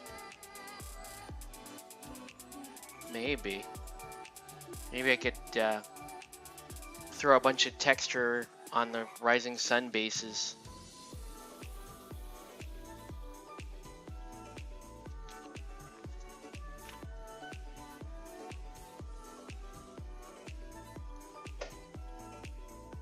Be fun to maybe paint up 4 of the clans in the next week. I don't think there's any other commissions coming in. I don't think. We'll find out, right?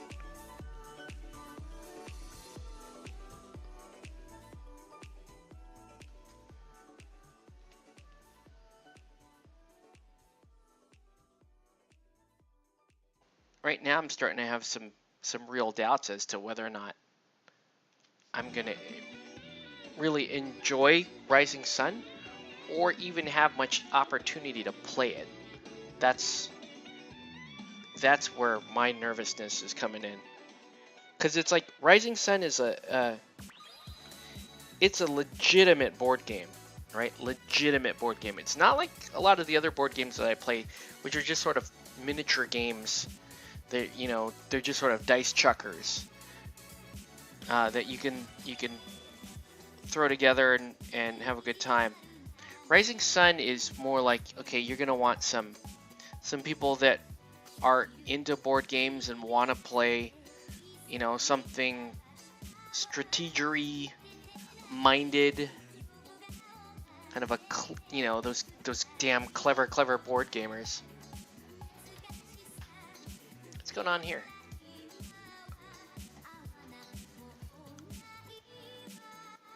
But yeah, you know what I mean? So it's like, if I play Rising Sun, then, it would be like, hey, we get together on a Thursday, and it's like, oh, hey, board game people.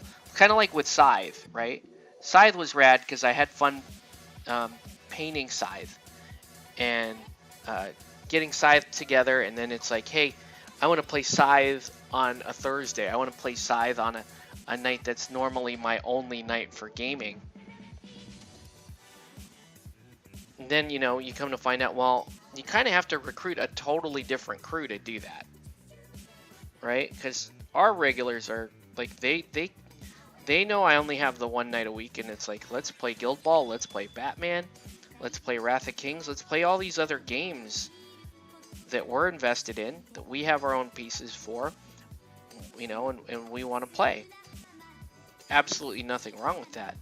But to switch them over to, okay, guys, everyone's gonna give up what we wanted to do for a night and play a board game. I don't know how well that's gonna go over. And even if it does, it's like, okay,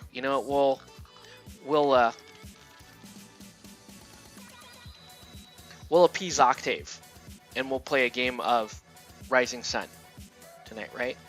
Well, next week, let's say it's like, oh man, I'm really excited to play. I want to play Rising Sun again. Is that going to happen? Not really. I mean, not with any regularity. Because now it's like, oh, well, now we're going to try to throw Rising Sun into the mix. Because I painted, 60, 80, 100 models for it. Is that a realistic thing to expect? Probably not. Not unless, for me, it would have to be like, I'd have to have 2 gaming groups, right? I'd have to have the gaming group that I play the miniature games with, that are there that want to play the mini games, that want to play the skirmish games. And then I may also have a different group that is there that wants to play board games. And specifically, they want to play the board games I want to play. Not like, oh, we're going to play Catan. We're going to play Pandemic Legacy. Like, I don't want to spend my one night a week playing those games. They're interesting games. I've played them and I've had fun. Well, I've never played Catan. I'm actually sort of proud of that. But it's like Pandemic Legacy. Like, do you have a choice? You want to play Pandemic Legacy or do you want to play Guild Ball? I'm like, no, man. I got these dope minis. Let's play Guild Ball. Right? I get it. Pandemic Legacy is a hard game, and it's a strategic game, and clever people that think clever thoughts want to play those games. You know what I want to do? I want to have something that's aesthetically dope looking for my one night a week. And sometimes what's aesthetically dope looking is a board game. But is it but am I willing to commit the bandwidth to learning that sort of board game? It almost works as a detriment that Rising Sun is a legitimate board game, right? Because like Rail Raiders and Ninja All Stars and all those come out, and it's like, well, all the board gamers hate that crap because it's just dice rolling and it's not very strategery thinkery. No, it's not. Not. SDE isn't. It's not. They're not built for that. It's a totally different palette. It's a totally different taste. You know, do you really want to do that? Those are two different crowds, is what I'm saying. And so for me, I have to decide.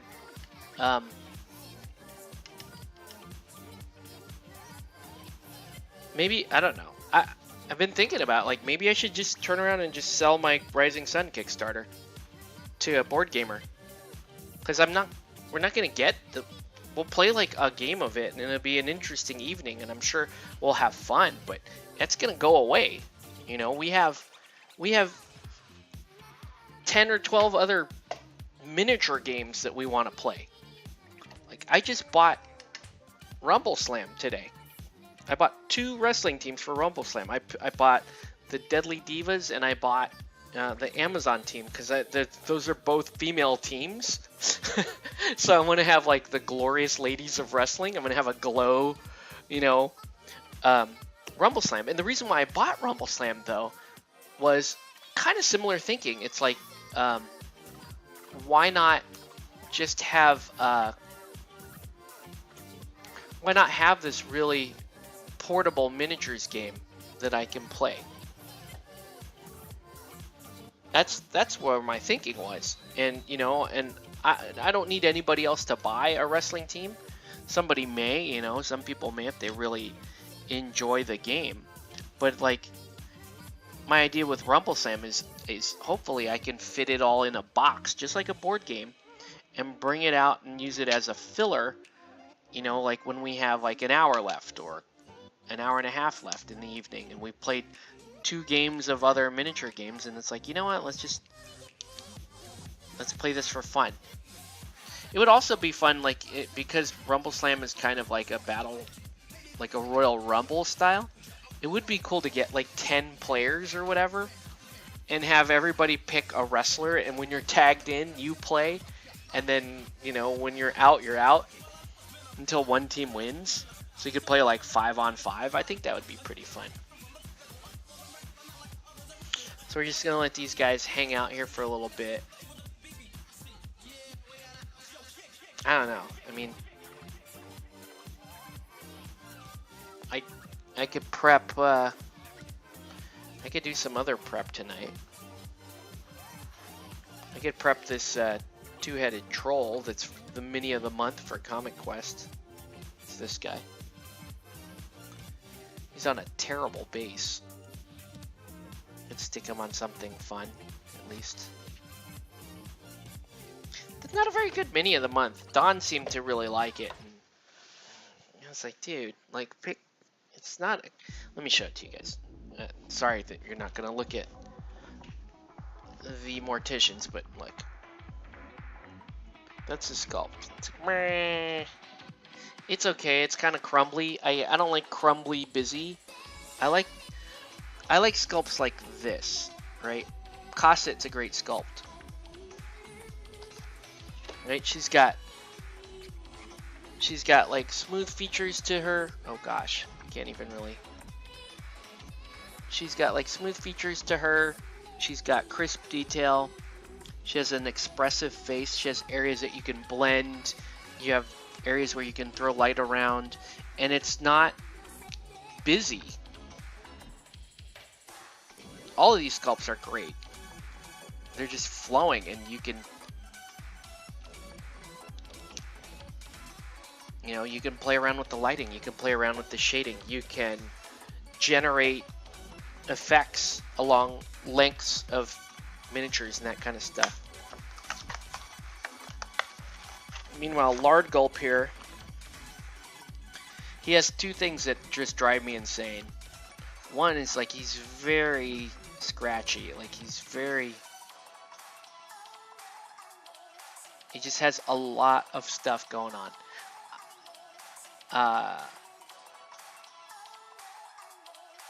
He's got fur, he's got chainmail, he's got plate mail, he's got bone.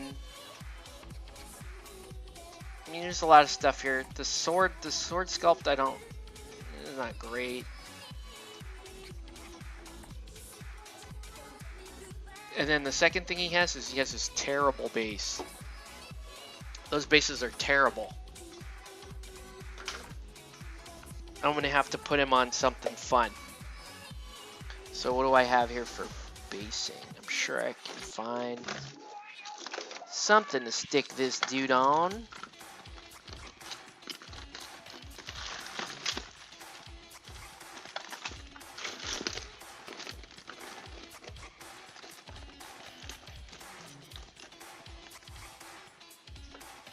Gosh, you could almost just do that and like stretch him over that. That would be awful.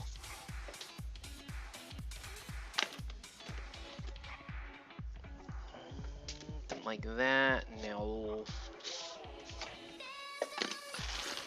But yeah, something like 50 mil.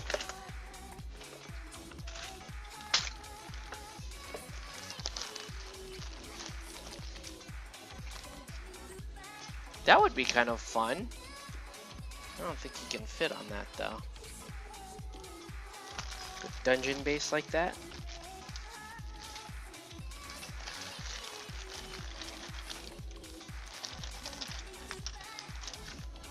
I could fit him on that. And that would be interesting looking.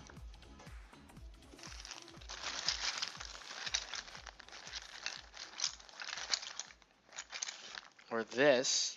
This is nice too because this is kind of a throwaway base.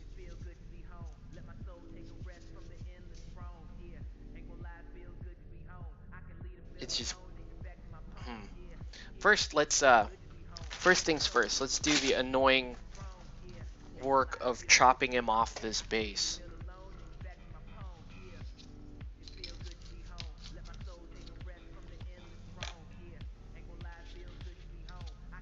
So we're just hanging out. I mean, you can see the Morticians are done.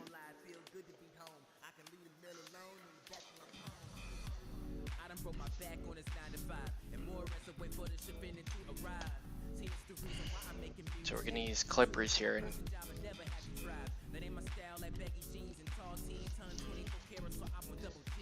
oh wow. Might be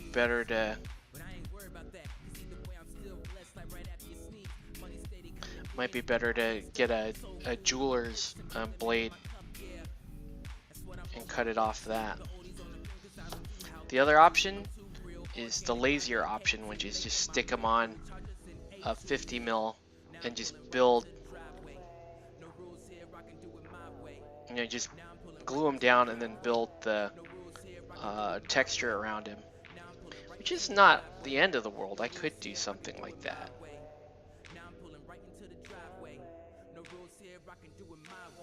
It's not a bad thought. Hold on. Do I have just a blank 50 I can use?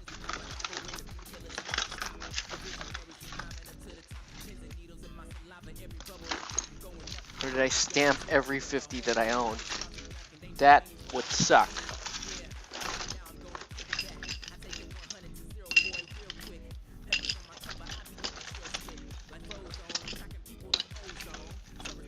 Oh, this would be good because it's just a dungeon floor. That would be great.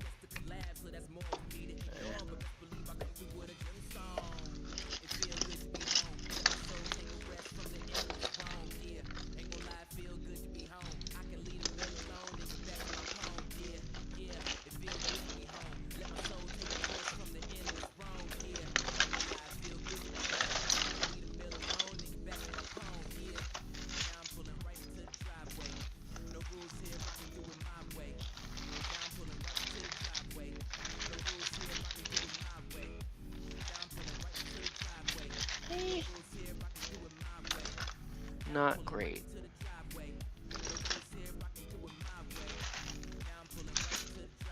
The other downside is I'm gonna have to throw a crazy pin into it to get it to stay.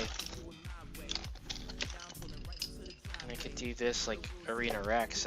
What a waste of an Arena Rex base though. Total waste.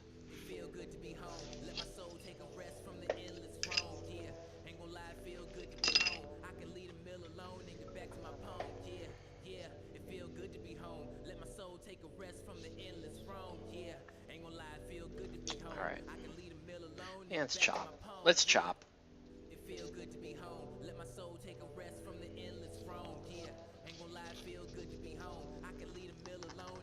Ooh. You feel that, like...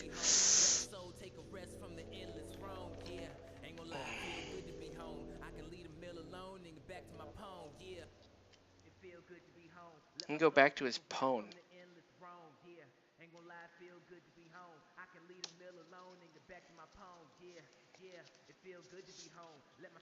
I may actually need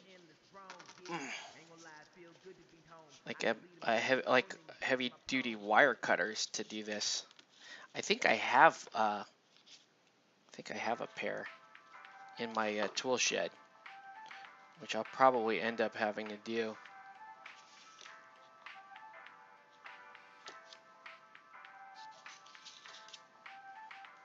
You know, unless I can get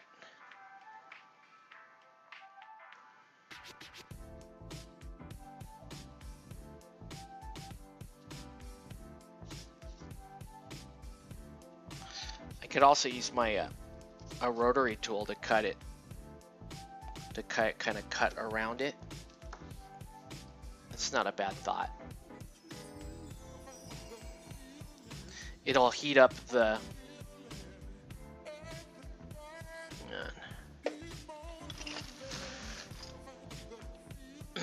but anyways, I think, you know what? I think we're just gonna call it, because you guys don't want to see me get into something that ugly right now. So yeah, I think we're gonna call it here. Let me you guys can see the Morticians. Super fun paint job. I really like the theme.